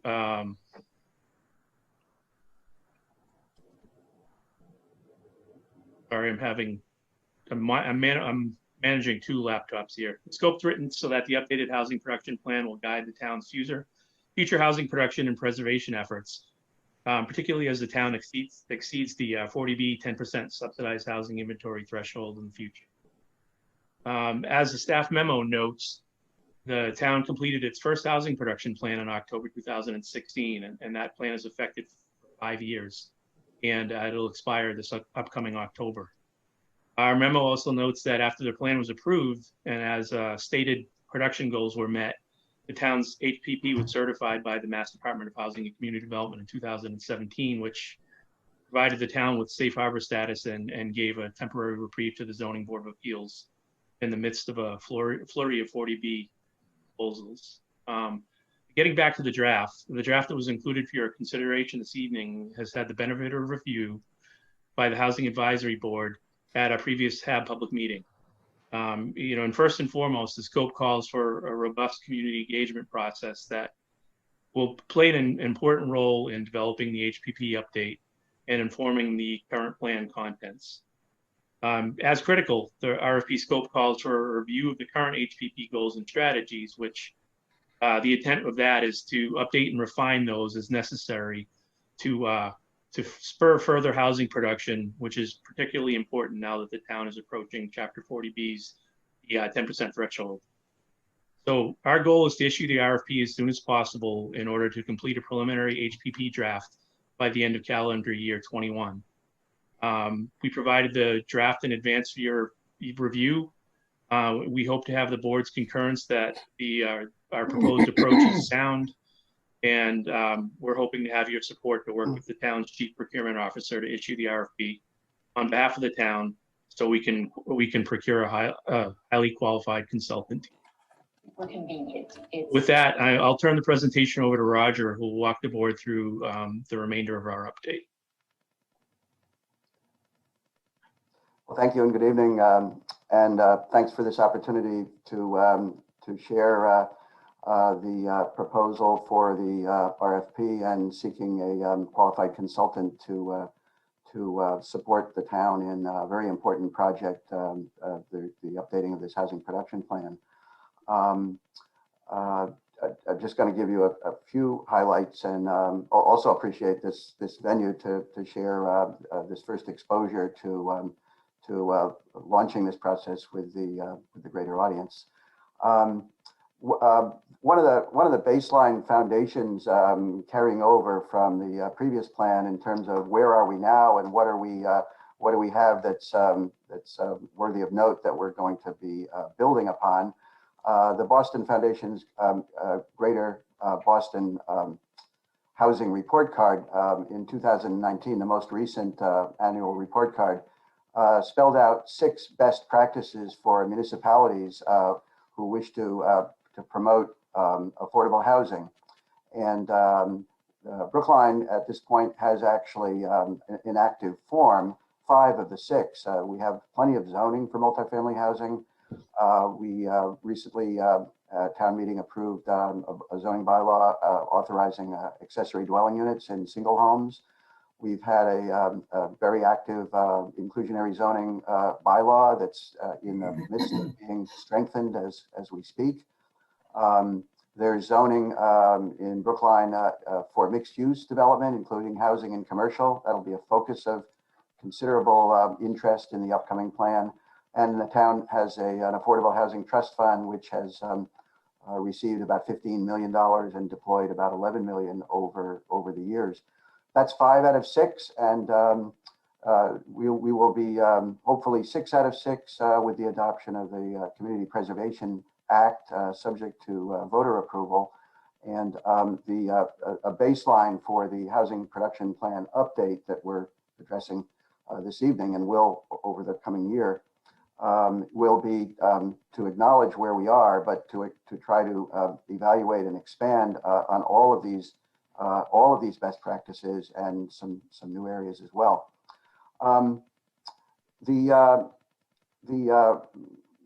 RFP, the work program for the consultant, is envisioned to include 5 major tasks.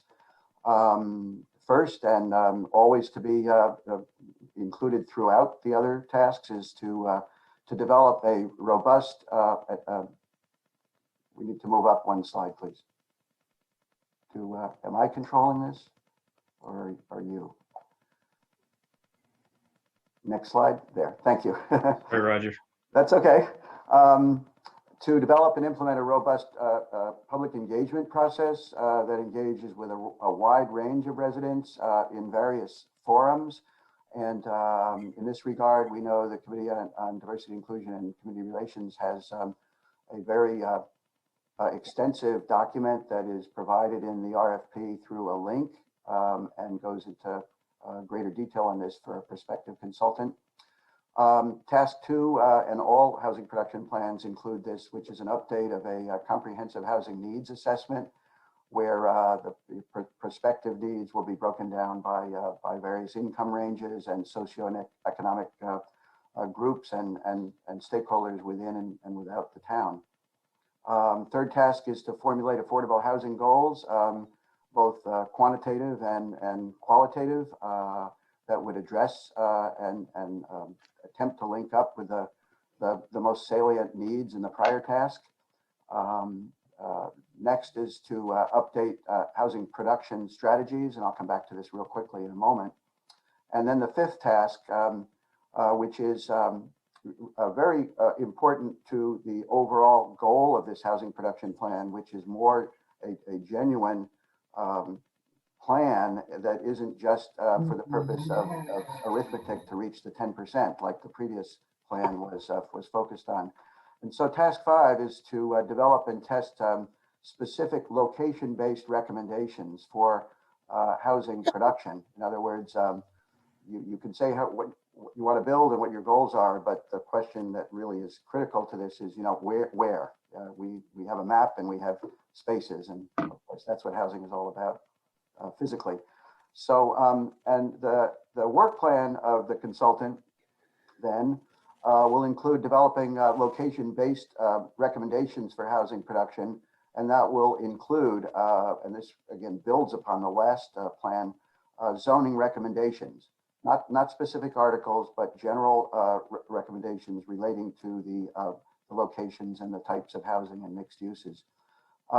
As part of that exercise, and certainly the community engagement aspect, the work plan will include developing location-based scenarios for specific small areas within the town, segments of corridors or other major parcels or multiple parcels. And very important, while there's numbers involved and there's numerical goals, this is a critical bullet because it's emphasizing and confirming that the production plan will include consideration of other important aspects and impacts, both from a planning perspective and from a community and neighborhood impact perspective, including but not limited to neighborhood compatibility, climate sustainability, commercial area vitality, alternative uses for the prospective development locations, and fiscal impacts, and through the public engagement, other citizen concerns that might be raised.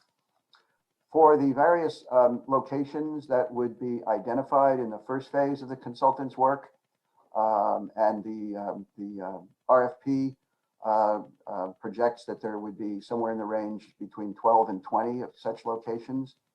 That process, once completed, we would then have a scenario and visioning exercise with the stakeholders that would show, in effect, what a range of possible unit production might be achieved within each of these so-called opportunity areas. And from that, then we would build up total townwide goals from individual multiple areas. The emphasis, and I might mention here, there's somewhat of there is a link in goal here between much of what Article 34, a resolution with housing goals that was passed recently by town meeting, that there will be a focus on what the zoning implications are, both for rezoning and especially creative tools that we've already used, like in the River Road area, zoning overlays, in order that appropriate production and types of housing might be created, and including both mixed use and mixed income contexts. The consultant will be encouraged to use the town's recently acquired, slide says FBM, it's a fiscal and impact and build out model, which in addition to having a fiscal component to it, is a very high potential tool that can use spatial data to provide visioning outputs and different scenarios as they relate to specific locations within the town. That doesn't produce final results, but it can produce a very vibrant process and stimulate focused community debate. That would be including mixed use corridors and as the prior housing production plan noted, potentially the development of housing and mixed use over, but not necessarily replacing existing municipal parking facilities. Strategies in the plan, again, some of this is required by the state and we're augmenting it. Fair housing and public education, the goal of preserving existing affordable housing, working with the Brookline Housing Authority and attending to so-called expiring use housing. Increased production of both affordable and total. There are two dimensions here, and they're very much interacting with mixed income and market and affordable housing, often in the same projects. Increasing resources and capacity building, that's both increasing financial resources, such as the CPA would promise, and possibly linkage fees with commercial development, and capacity building. We know that the planning department would love and benefit from having some additional capacity. So it's a human building as well, and that would also include hopefully building some capacity within the town's own CDC. The planning department has two internal studies that are critical to interact and coordinate with the housing production plan, namely the department's multifamily study and the parking demand studies that are ongoing. Finally, to use zoning overlays and collaborative, or some people call friendly 40B permitting, to generate a variety of new housing stock, including mixed use, mixed income, and that would circle fully back to the consultant's work, beginning with a real needs assessment. The consultant will identify the scope of work, process timelines, and personnel and financial and consulting resources that are needed to translate whatever the town's hopefully consensus by the end of the year, planning and development priorities regarding housing and related uses, to translate those into appropriate zoning bylaw proposals. There are a couple of very minor changes. They're not minor in terms of importance, but I think in terms of the wording and the RFP. And I might add, we're not so much looking for a specific formal vote of the select board, although you're certainly welcome to do that, so much as an expression of support for the release of this RFP.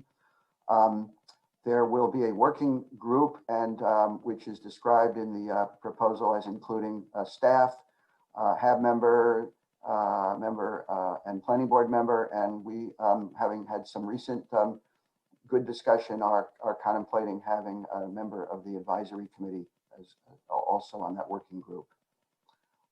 And I think we're going to add some strengthened language in the criteria for choosing the consulting team with respect to their demonstration of diversity, not only on their team, but throughout their organization beyond the personnel that would be working for Brookline.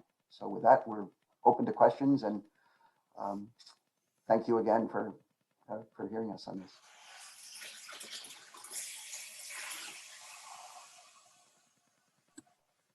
I was muted, sorry. I don't think we need to vote on this, but I would like to know if anyone has any objections or, significant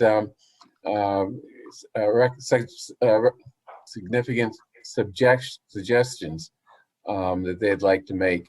And then I guess what is needed is just, whether the board is willing to go along with this. So Mr. Van Scoyoc. And Mr. Chair, please forgive me for this interruption in the proceedings, but I will save any questions I have for later, and I look forward to the comments from the public. But I've been getting a number of messages from folks who were tuned into the earlier part of the meeting, and there's great confusion, I think maybe because of a double negative, as to the result that you announced of the investigation that you and Judge Yee did of the video in the case that was brought to the board's attention of question raised as to whether there had been a false police report. Do you mind just repeating what you announced at the beginning of the meeting was the current status of that investigation? Just to clarify for people who say that they are in doubt as to what the actual result of the investigation so far is. Okay. So, the current result is we did not find any falsehood by Lieutenant Cullinane, and the review of the tape was consistent with the findings of Lieutenant Cullinane and of Lieutenant Campbell. We have two documents. One is my report, which is in the form of a chart, going, second by second through the tape, and what's seen on there. And the other is a much more detailed narrative by Judge Yee, and his narrative is so good, it puts mine to shame. So I'm going to just add a cover letter saying that I concur with his findings and maybe a little more. So I have to pull those two things together, or the two of us have to pull those two things together before we can release it in a coherent document. So that's where we are. Thank you so much. And I do and that will be done in time for Monday or Tuesday's meeting, at which point it becomes a public record. Right now, it's just our personal notes. So. Okay, any questions on point here? Mr. Fernandez. It's just a technical question. Thanks, Chair. One was, I'm just trying to get a handle on maybe if we look at past RFPs, what's the anticipated cost to the town for these consulting fees? I just want to get a ballpark. I know that there'll be a range of proposals, but are we talking about 50,000, 100,000, much more than that? I'm just not sure. And you're muted, Roger. Roger, you're muted. Yep, there we go. We're taking a little different approach here than might normally be the case. First of all, there won't be any cost to the town because, and thank you for reminding me about this, it's going to be funded from the Housing Trust. Last time we received a grant from the state to partially offset that, but this time it doesn't appear to be in the cards. I believe that the cost last time was perhaps a bargain at 35. Was it 35,000? I think. I believe so. So this is going to be more than that, and we're asking for a lot more, and it's a lot less of a kind of cookie cutter exercise. Our thought was often the amount is budgeted, which is then a public figure. And then the responses can be sometimes perhaps tailored to what they think the town is willing to spend. And in this instance, we're looking to maybe reverse that process and not put out a public figure because this can range quite broadly. And we would like to see what's proposed and what the cost associated with it is and then make a decision on, you know, whether we want to spend more if it's a lot more, or try to modify it.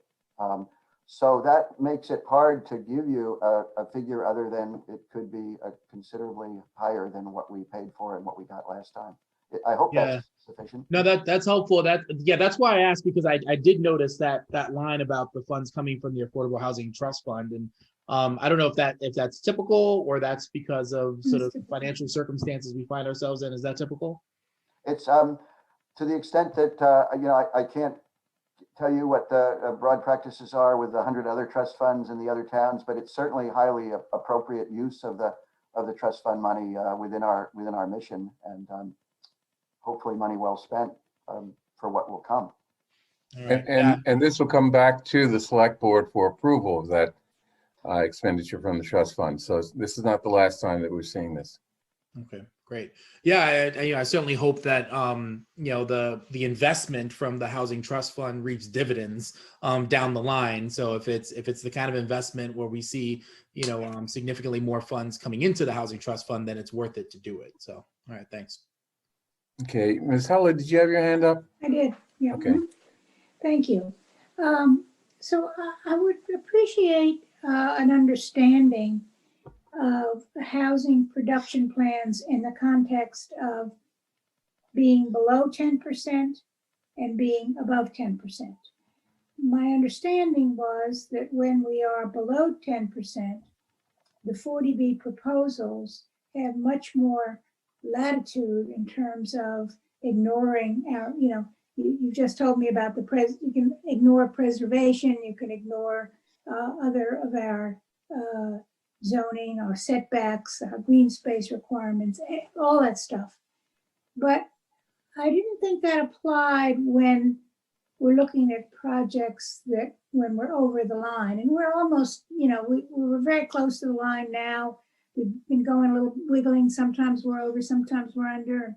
Hopefully we'll be over again very soon, and we'll get ourselves enough over that we're not going to have to play this kind of back and forth game. But I understood that once we're at 10%, that, and we want to continue to develop affordable housing, but that we have more control over the conditions. And, you know, I'm particularly interested, as anybody knows who's heard me talk about this, in terms of green space and setbacks and things that make, I believe, projects more amenable to the neighborhood.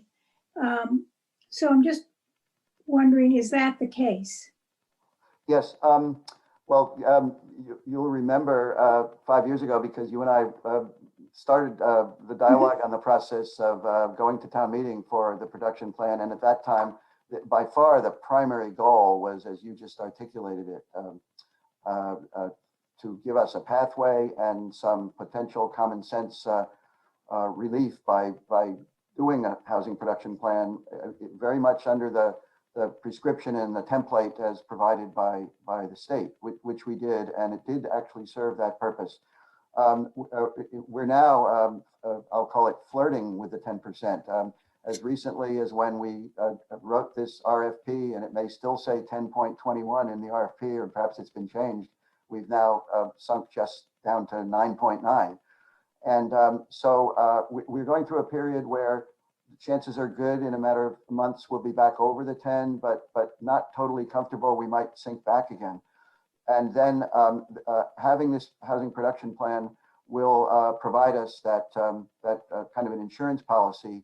But it's very much of because of what's happened over the last 5 years with production, a secondary goal.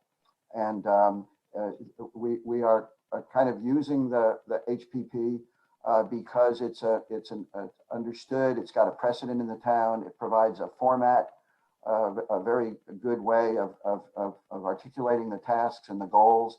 But we've really beefed it up in terms of the current primary purpose of producing a roadmap for a post 10% environment.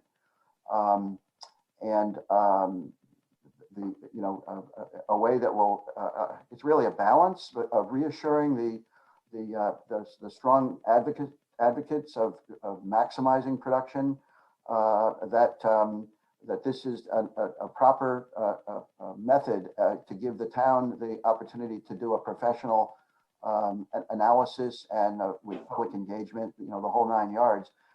And while at the same time, through the public engagement, bringing in all these other considerations and all these other stakeholders relating to other factors that many residents are concerned about, that production not take precedence over everything else just for the sake of racking up units. So I think that's the goal, the dual goal. It's just that the two priorities have been very much reversed since the last one. Does that answer your question? Well, yeah, I mean, what I hear you saying is that this housing production plan, unlike the one that we worked on in 2016, is geared more toward market rate, if you will.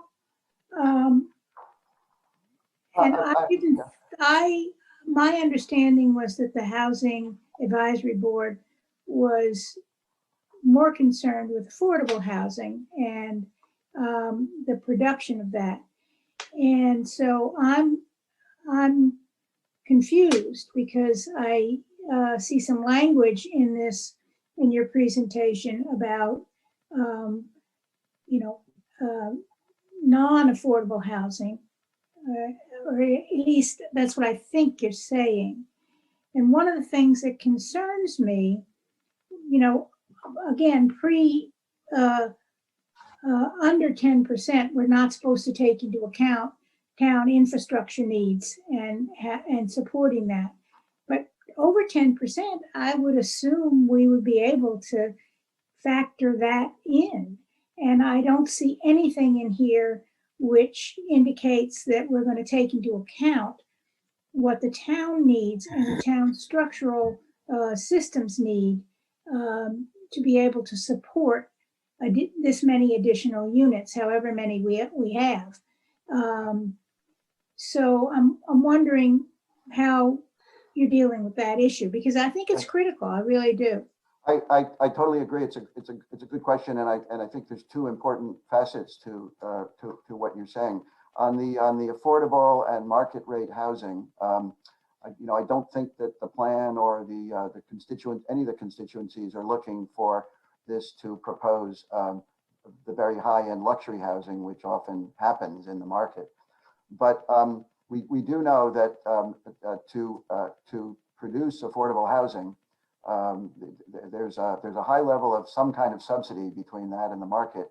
And one of the very good ways, both economically and socially, is mixed income housing, where developments include, whether they have any commercial or not, a combination of market rate and affordable at different levels, because the market rate cross-subsidizes the affordable, whether it's a 40B or inclusionary zoning. So the two are locked together in kind of a healthy way. There will be goals for the affordable, and the total will be a part of setting that. The 40Bs, of course, have this artificial way they count affordables, where if you're doing rental projects, they count everything as affordable, even if it's not. As the other point is, I think, important, because when I was talking about that one bullet, which talked about relative impacts, and there were several things there by way of example, and infrastructure could, and we could add that. It's intended that all of the other impacts, other than the creation of just the units themselves, need to be taken account of, both by the planning, the consultant, and the community input. So I might suggest, if it makes sense, and there's been discussion about this since we presented to the advisory committee less than a week ago, that we might add that to the bullet, so that's made more explicit that infrastructure is one of the things that were included. The model itself can take those costs into account, and there's been some some discussion of that since the advisory committee presentation last week as well. So. Okay, you were a little muffled there, Roger. I didn't hear you, but I do believe that adding the idea that we need to examine and make sure that the town's infrastructure, and that means, a lot of it means the schools especially, can support this level of housing, whether it be affordable or market rate, because we have to be able to provide, education for our kids. We need a recreation department that can support that. We need a library system that can support it. We need, a health department that can support it. All of those things we need to make sure that and I guess it's a financial issue. It's a revenue issue. How much, what the tax impact will be and whether that will be enough to cover the increased infrastructure needs. Since Allison and Joe are on the Zoom meeting here, I might just ask them if it's easy to confirm that in that series of examples of the impacts that we have to consider, if we might just add infrastructure to that. Okay. Can I add something before Mr. Fernandez speaks? I think I know what he's going to say, and I agree with him. I think that one way of looking at this is that our kids, or any kids who live here, either because they come recently or they've been here forever. So I think we have to be very careful when we try to suggest that housing development has to take into consideration whether it's going to add children to the schools. From a legal standpoint, that's a very dangerous idea.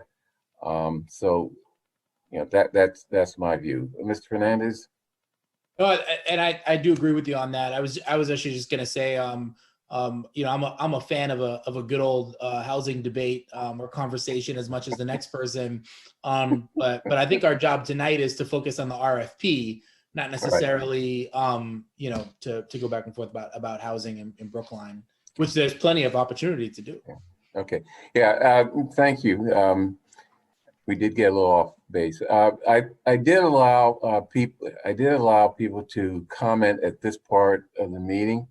And there are at least 2 people in the queue, and why don't we take them now? First is Linda Pelkey.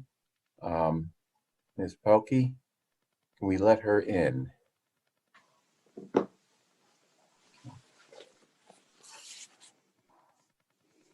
Hello. Hello, good evening, everybody. I'm Linda Olson Pelkey, town meeting member, precinct 2. So I do have some comments on the RFP. I hope you can indulge me.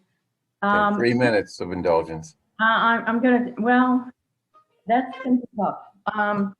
Okay, so this RFP is actually for a very different HPP than the previous one, and I think we've already talked about that. And what I see, the purpose of this plan seems to be focusing on identifying upzoning proposals designed to allow creation of a unknown amount of new housing. Because of the potentially dramatic changes to our built environment being planned for and contemplated in this RFP, I believe there are several serious shortcomings to the proposed process outlined. The scope and tasks in the RFP should have been created and vetted by a much wider representation of the community and the many stakeholders that stand to be impacted. The Select Board, Advisory Committee, and Town Meeting passed a version of Article 34 that basically said we need to know what the impacts of additional housing is going to be before we set off on the policy path of devising zoning strategies and adding more housing. So this RFP is a proposal for a housing planning process that already assumes that the community has decided they wish to pursue substantial additional housing growth without doing the requisite inventory or analysis as called for in Warrant Article 34. Additionally, land use planning should not be done for one possible land use category.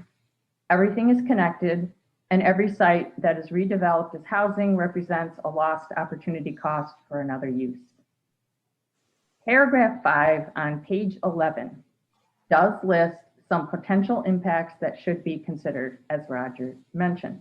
They are identified as other planning considerations, such as transportation, alternative uses, commercial area vitality, etc. This housing production plan is an inadequate substitute for a robust, comprehensive planning process. And in my view, it is drastically inadequate to the task. The time frame, 9 months, is too short. The skill sets sought are listed as real estate development and housing. And the proposal lacks a request for deliverables or specific analyses to be done under that assessment of community impacts.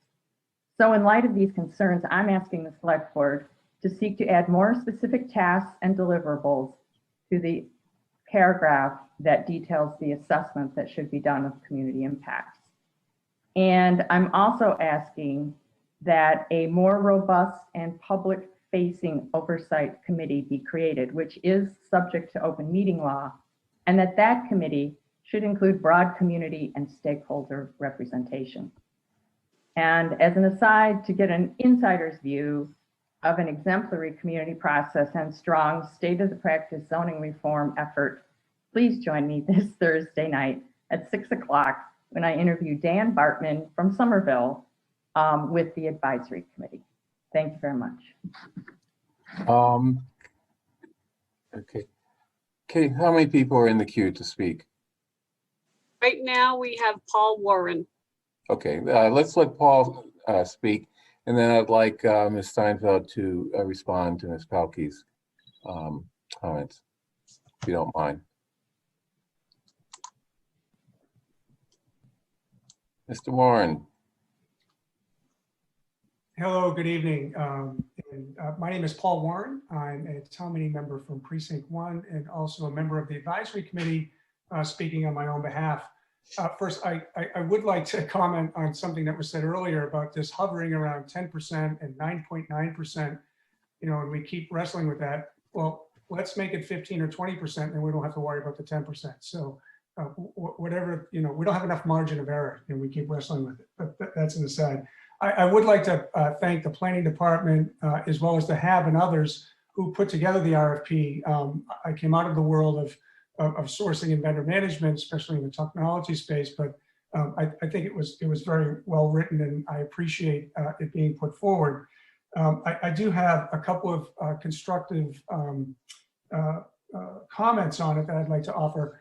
I do agree with Linda's comments about section 5 with respect to Article 34 that was passed at town meeting. I'm not going to get into the details of that, but I do think it's probably worth another iteration to refine that section around specifically what the deliverables would be with respect to some of the analysis for impact.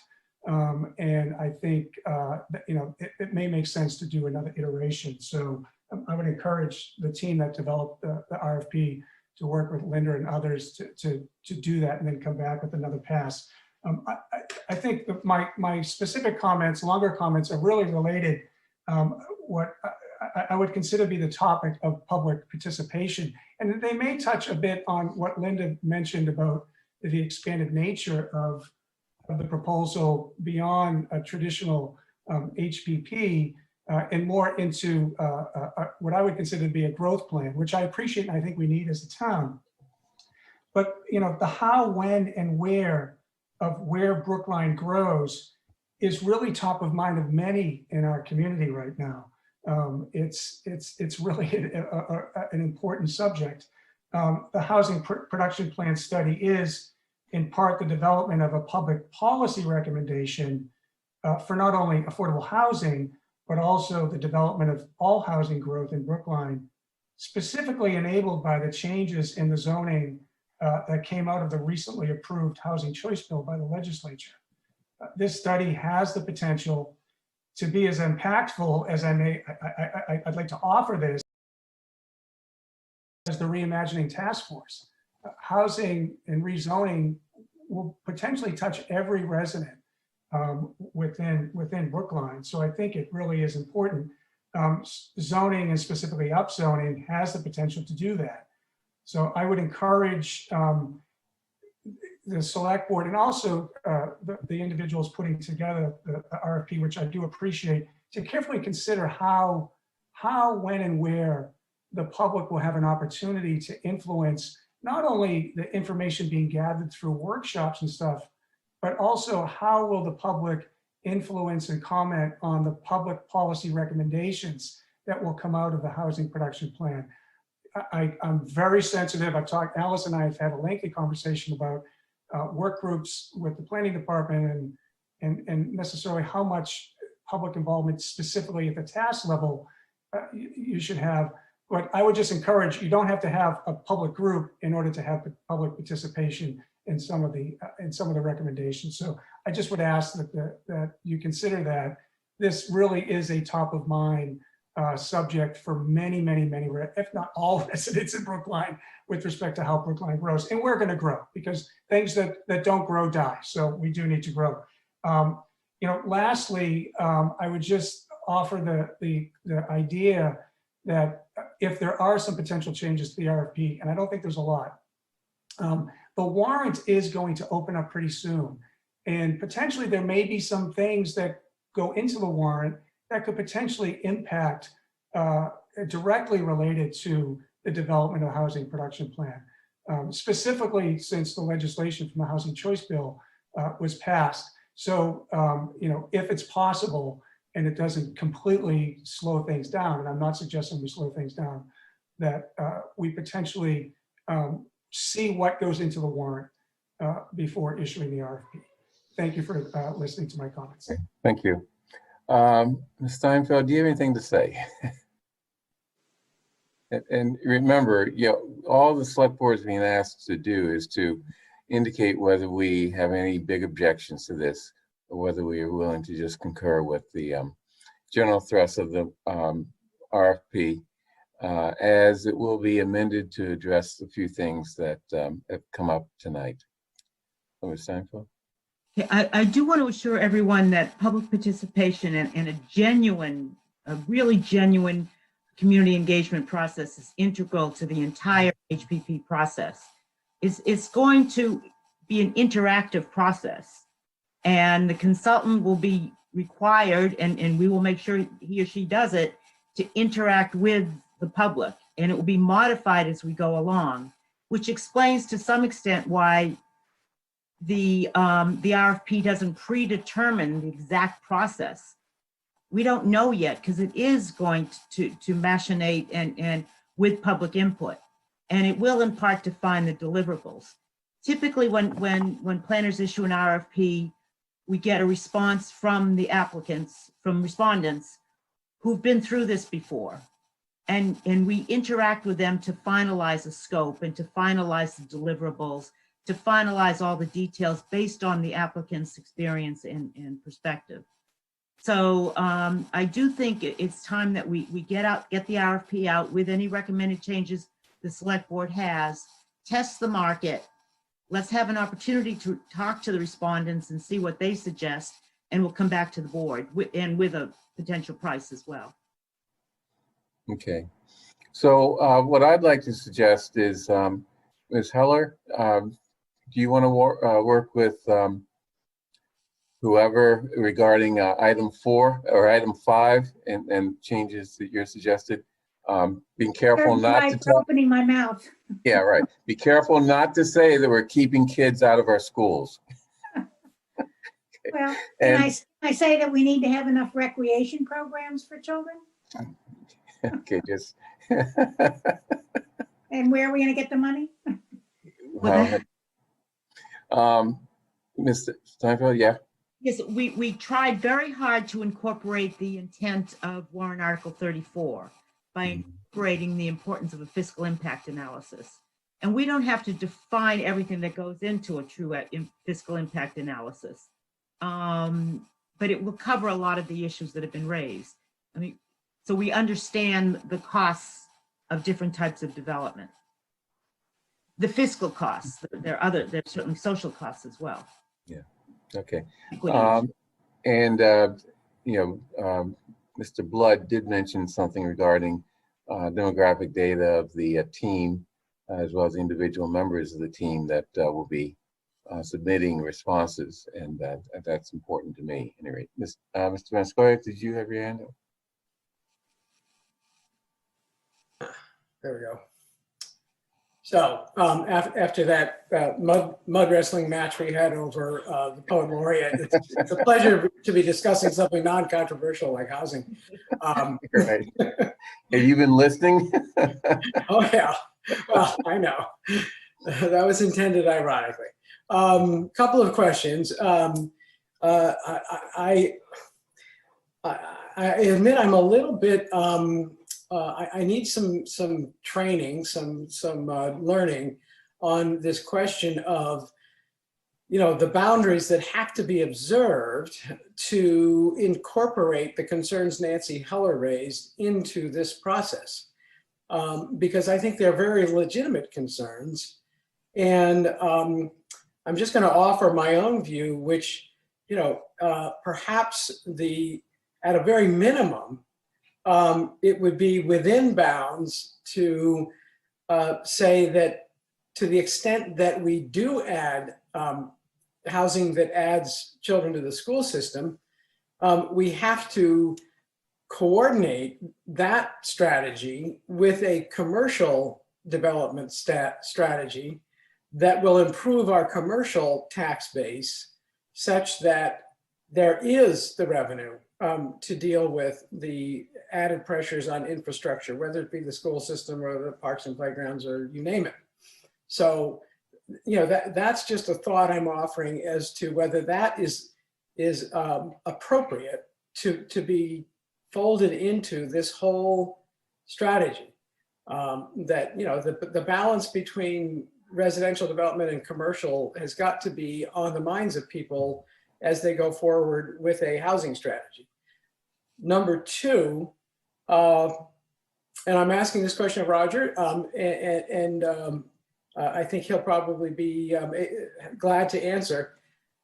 There, as I understand the RFP, there will be a working group that works with the consultant going forward on the eventual housing production plan. But will the meetings of that working group be effectively public, even if they don't have to be so-called, in compliance with the open meeting law? Will they be meetings that can be well advertised to the public, and to which the public is invited to at least listen in, if not participate? There'll be a component of both. I'm going to ask Allison if she might join me in answering this question jointly. The long process over many months is going to require periodic interaction with the consultant, the working group, and the public. But in between those periodic meetings that are built into the budget, of course, and the schedule and the expected activities,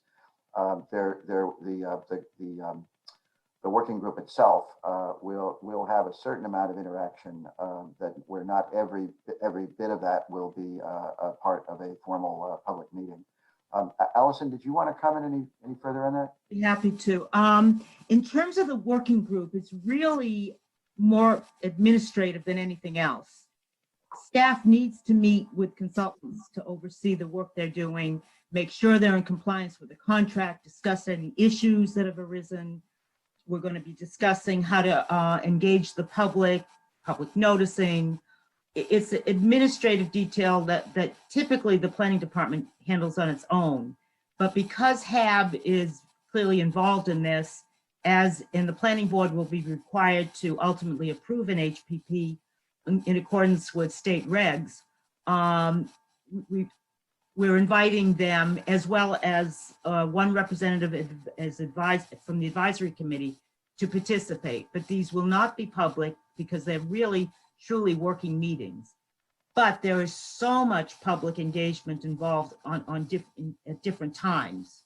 I'm perfectly comfortable, and it's something, quite honestly, that we effectively did with the first HPP, small working group that worked with the consultant and still engaged the public, not to the extent that we will under this second HPP. Okay. Any other questions, comments? Do we have a consensus of the board that they should go forward as with the suggested amendments or changes that we've discussed? Okay, so you've been given your work, your marching orders. Go. Thank you, and we'll be back. Okay. Okay. Next, budget objectives. Mr. Casanova Davis. Good afternoon, Justin Casanova Davis, Assistant Town Administrator. It's that time again. It's budget time. So I don't know how you want to approach this, Bernard, but I can share my screen, and the board should have the objectives that went out with the packet. I just want to note for this year that, the select board made changes to the objectives, and those changes have been received well by the GFOA in the Budget Distinguished Award that we've received again. So I just want to commend the board for the changes that we've made, and some of the comments said they are appreciative that it's streamlined and clear. So we're going to try and continue that process this year. So would you guys like me to share my screen and you talk about it, or? So does your screen incorporate the comments from the board over the last couple of days, or a few days? I can share the ones that you sent. I haven't received any other comments unless they were sent to Mel. Okay. No. Okay. Yeah. Okay. You want me to share your comments? Yeah, I don't think any of my comments are controversial. So. Okay. Give me people 1 second. Can reject them if they want. Okay. I sent you a red line, didn't I? Yes, you did. Okay. Give me 1 second. I'll open that up then.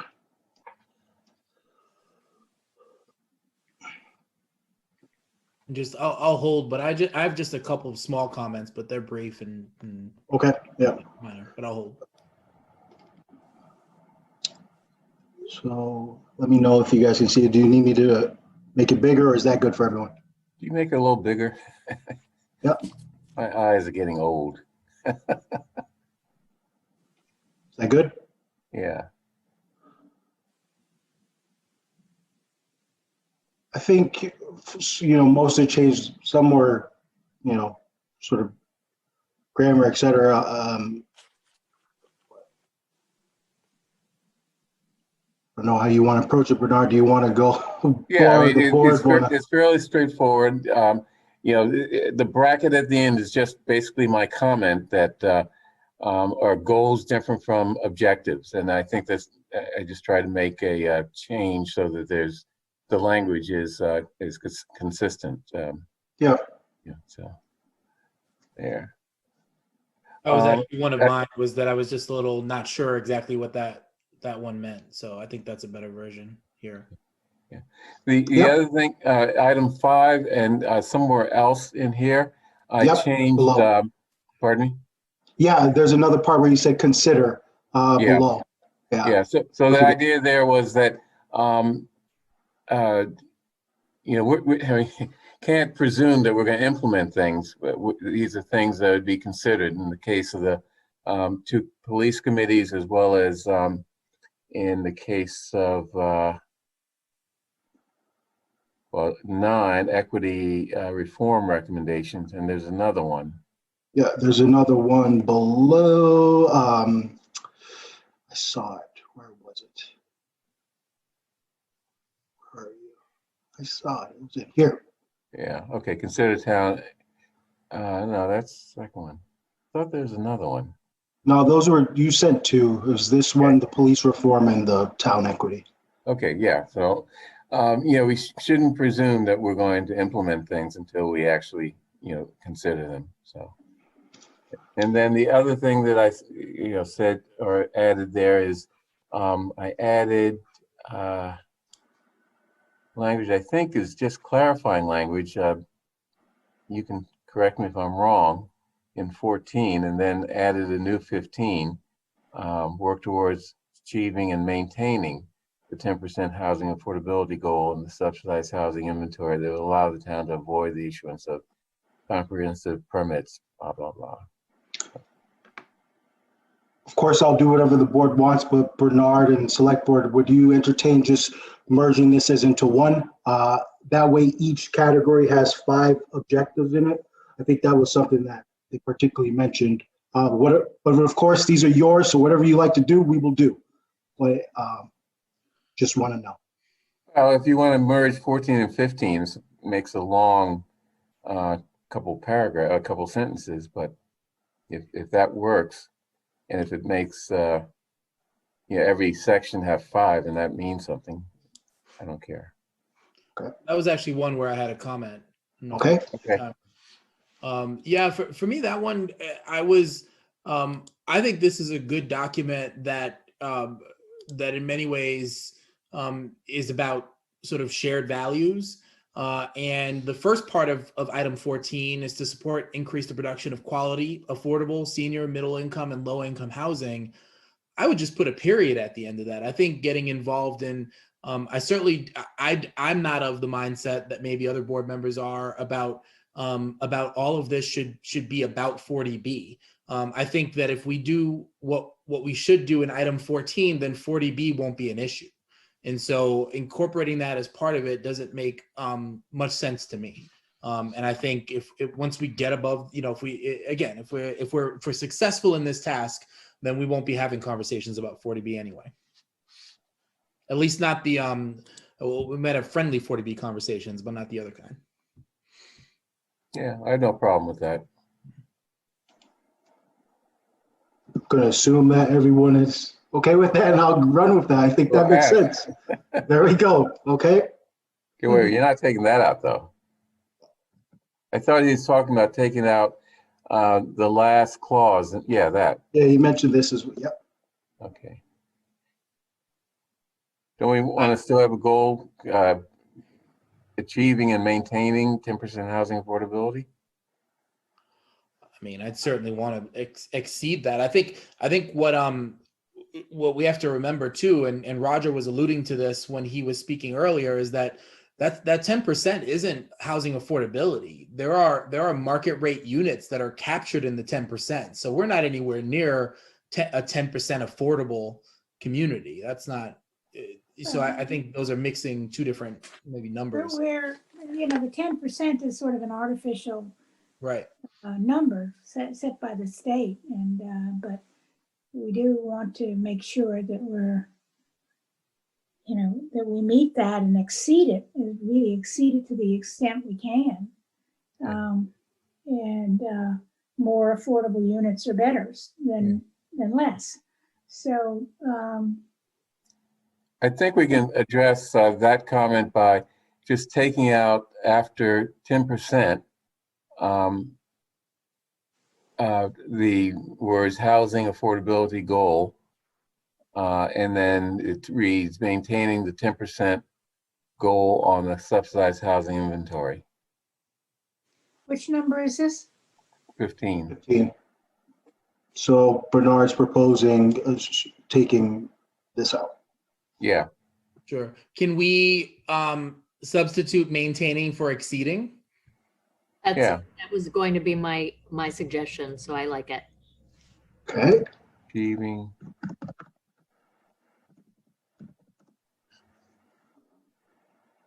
Well, the reason why I put in maintaining is that we go up and down based on pulling building permits. I guess maintaining. Why did you say achieving, maintaining, and exceeding? I mean, there's no reason you can't have all of them. Yeah, no, I think maintaining may not be necessary. Yeah. I mean, unless you think otherwise, Nancy. No, I mean, you know, and especially in this period when we're, you know, hovering around the below and above and below and above, you know, we want to get over the hump. And then we want to exceed it Yeah. as well. So, I don't know. But I like the signaling that exceeding sends. Maintaining, I think, is a little too ambiguous. I think we all know what the intention is, but exceeding really makes it clear that 10% more. Yeah, I have no problem with exceeding. Okay.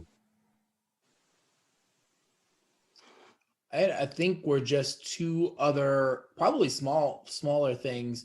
One, just to confirm that that on item 12, that Bernard's thinking about that line being focused on local cannabis businesses. The other reading of it might have been, because it just said cannabis, was the Cannabis Control Commission, but is it Bernard's reading, Justin, that's right there?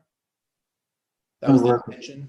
The local cannabis businesses to responsibly monitor impact of cannabis. So his question is did you really mean Cannabis Mitigation Advisory Committee and the Cannabis Control Commission?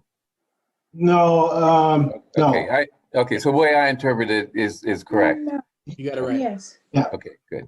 Okay, good. And then the last we're one. working with the retailers, you know, Yeah. we're going to soon have 4 of them. So, Yes. Right. and plus a medical, we're going to have a medical facility as well, because Neta will have a separate medical facility. So, All right, absolutely. Last one, at least on my notes here, just on 10, and this may have been a carryover from the last time, but it says to develop the fund. I think this year the focus in 2022 should be on launching the fund. We've gotten the CDICR CDICR has already worked on the sort of the proposal, request for proposals and stuff like that. I think the development is there. I think the focus this year should be on the launch. Yeah. Okay. Easy enough. okay, so I have one more that I would like to talk about under environmental planning. Bernard, did you have any in there? Well, I just made one change to clarify the language there. Okay, that's fine. I think that somewhere in here we ought to talk about continuing to support our Brookline Green aggregation program, and to hopefully expand it so that more residents are taking advantage of the benefits that such program offers. And that would include, I don't think you necessarily have to say that, but there can be cost savings as well as obviously huge climate benefits. You want me to add something here? I wasn't sure under which of these 5 things that goes. Yeah. I think number 18 might make sense. 18. Yeah, it's the different portfolio options, etc. I can wordsmith it a little bit and add what you just requested. Okay, can I ask you to encourage, and then on number 17, encourage the use of different portfolio options for the town and our municipal electricity contract. So you're talking about trying to get a municipal electricity contract that has more renewable energy. Yes. Provides us with more renewable energy for the town's energy use, right? Yes. Okay. Okay. Any other suggestions, changes, edits? I think John is got his finger up. Sorry. Let's see. Yeah, John is frantically waving.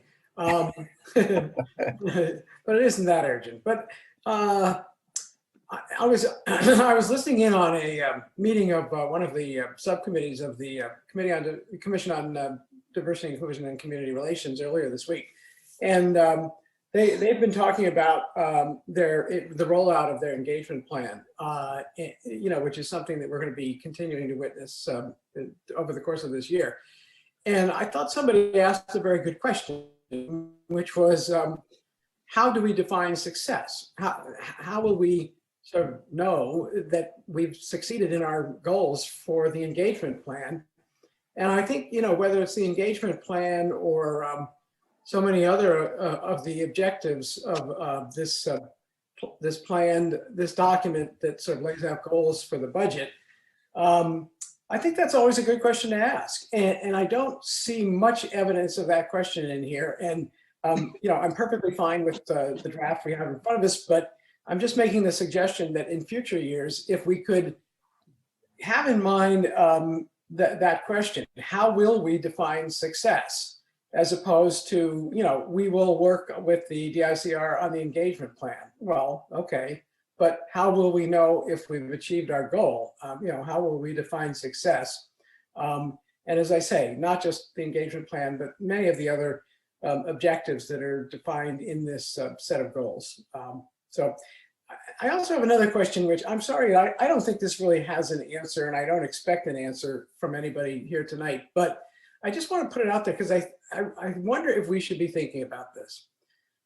Will the overall decline in rents, such as it exists, and I'm not prejudging whether it's a little teeny weeny decline in rents or maybe a little bit more than that, that seems to be occurring in the housing market, will that define some of our rental units in Brookline as being affordable that were not heretofore affordable?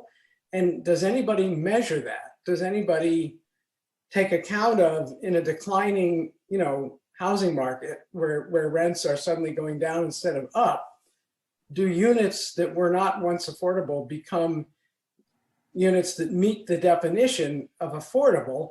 And does that affect whether you have met your 10% or whatever it is requirement for affordable housing? Good question. Why don't you email Allison Steinfeld, unless she's here, with that, and ask her to tell the entire board what the answer is. I'll be happy to do that. Okay. I would just note, Mr. Chair and members of the board, that we will have a crack at these again next week. Justin's going to make the changes and have one final opportunity, and we can review Allison's answer. I don't believe those would be part of the subsidized housing inventory that the state would qualify, John. Mm-hmm. Yeah. Just wondering. Yeah, they have to go through a process that gets them onto the SHI, and what you're talking about. I don't think goes through any process. So yeah, I just I hope that when we have future conversations about the affordability of housing in Brookline, we will have taken into account the change, such as it is, in the market, because you'll often hear it said, "Oh my God, it's such an unaffordable town," and it is for the most part. But things like that can change, and they are changing, and I feel like we ought to measure it. Yeah, and there are a lot of housing, a lot of rental units in this town that you would consider affordable if they were on the SHI, but they're not. It's just that they're cheap housing. Yeah, yeah. Okay, I guess that's really all we need to do on that, right? Yep, Mr. Chair, just the town administrator said I'll put these changes in and next week put it for a finalization and a vote for the board. Great. So thank you. Thank you. Have a good evening. Okay, Mr. Kleckner, boards and commission appointments. We have two. The Sure. Diversity, Inclusion, Community Relations Commission. There was some communication regarding that earlier. We got a response from Joan Landcourt. I assume everyone saw that. No, I did not. Okay. I emailed it to you. It's in our emails. Are you referring to the vacancy that we didn't have listed last week? No, this happens to do with, it has to do with a comment about one of the candidates, and I wanted to let Joan Landcourt respond before we voted on that, because it was pretty harsh comments about one of the candidates. So And Joan responded that, you know, that they're going to go through a process of addressing those issues. And I think she said she's comfortable enough, you know, for us to go forward. So, Okay. okay. At least that's how I interpret her Yeah, letter. now I see it now. Okay. Okay. Yeah, I just wanted to make sure that she had an opportunity to, you know, put in her 2 cents before we voted. Absolutely. So, okay, Mr. Kleckner, you're going to ask us how we want to vote? Yeah, there's really, in this case, there's 2 vacancies and there are 2 applicants, remaining applicants, Hassan Lecky and Jonathan Lau. So at this point, you know, I think the board could act on a motion to appoint those 2 individuals to the vacancy. Okay, I move that we appoint Hussein Lucky, I'm sorry, it's late, Lucky and John Now to the Diversity, Inclusion, and Community Relations Commission. All in favor, Ms. Heller? Aye. Ms. Hamilton? Aye. Mr. Fernandez? Aye. Mr. Van Scoyac? Aye. Chair votes aye. And next, the Conservation Commission. Yes, again, with the Conservation Commission, we're fortunate that there are sufficient vacancies to accommodate the 4 individuals who are either interested in reappointment or to appointment for the first time on the board. And then there's an associate membership category, and there's only 1 member in that category, and it's Ms. Lazar, who is interested in reappointment. So let's take the 2 reappointments. We have Pamela Harvey and Werner Lowy. Why don't you take those first? Okay, I move that we appoint Pamela Harvey and Werner Lowy. All in favor, Ms. Hamilton? I'm sorry, Aye. Ms. Heller. Okay, Ms. Aye. Hamilton. Ms. Hamilton now. Aye. Mr. Fernandez. Aye. Mr. Van Scoyac. Aye. Chair votes aye. And Thank now you. for the associate position. No, these are the vacancies for the full members, and that is Will Corden and Samuel Burrington. Okay, I move approval of Will Corden, is that it? And Yes. Samuel Burrington. Byrne. Okay. All in favor, Ms. Heller? Aye. Ms. Hamilton? Aye. Mr. Fernandez? Aye. Mr. Van Scoyac? Aye. Chair votes aye. And then finally, the reappointment of Marion Lazar as Okay. an associate member of the commission. All in favor of Marion Lazar as an associate member, Ms. Heller? Aye. Ms. Hamilton? Aye. Mr. Fernandez? Aye. Mr. Van Scoyac? Aye. Chair votes aye. Thank you. That it? Okay. Unless there is any other business before the board, I will close the meeting. Okay. Good night. Good night. Good night, everyone. It's 9 o'clock. How we got out early. Yeah. Good job. Let's go watch TV Yes, and eat. and eat.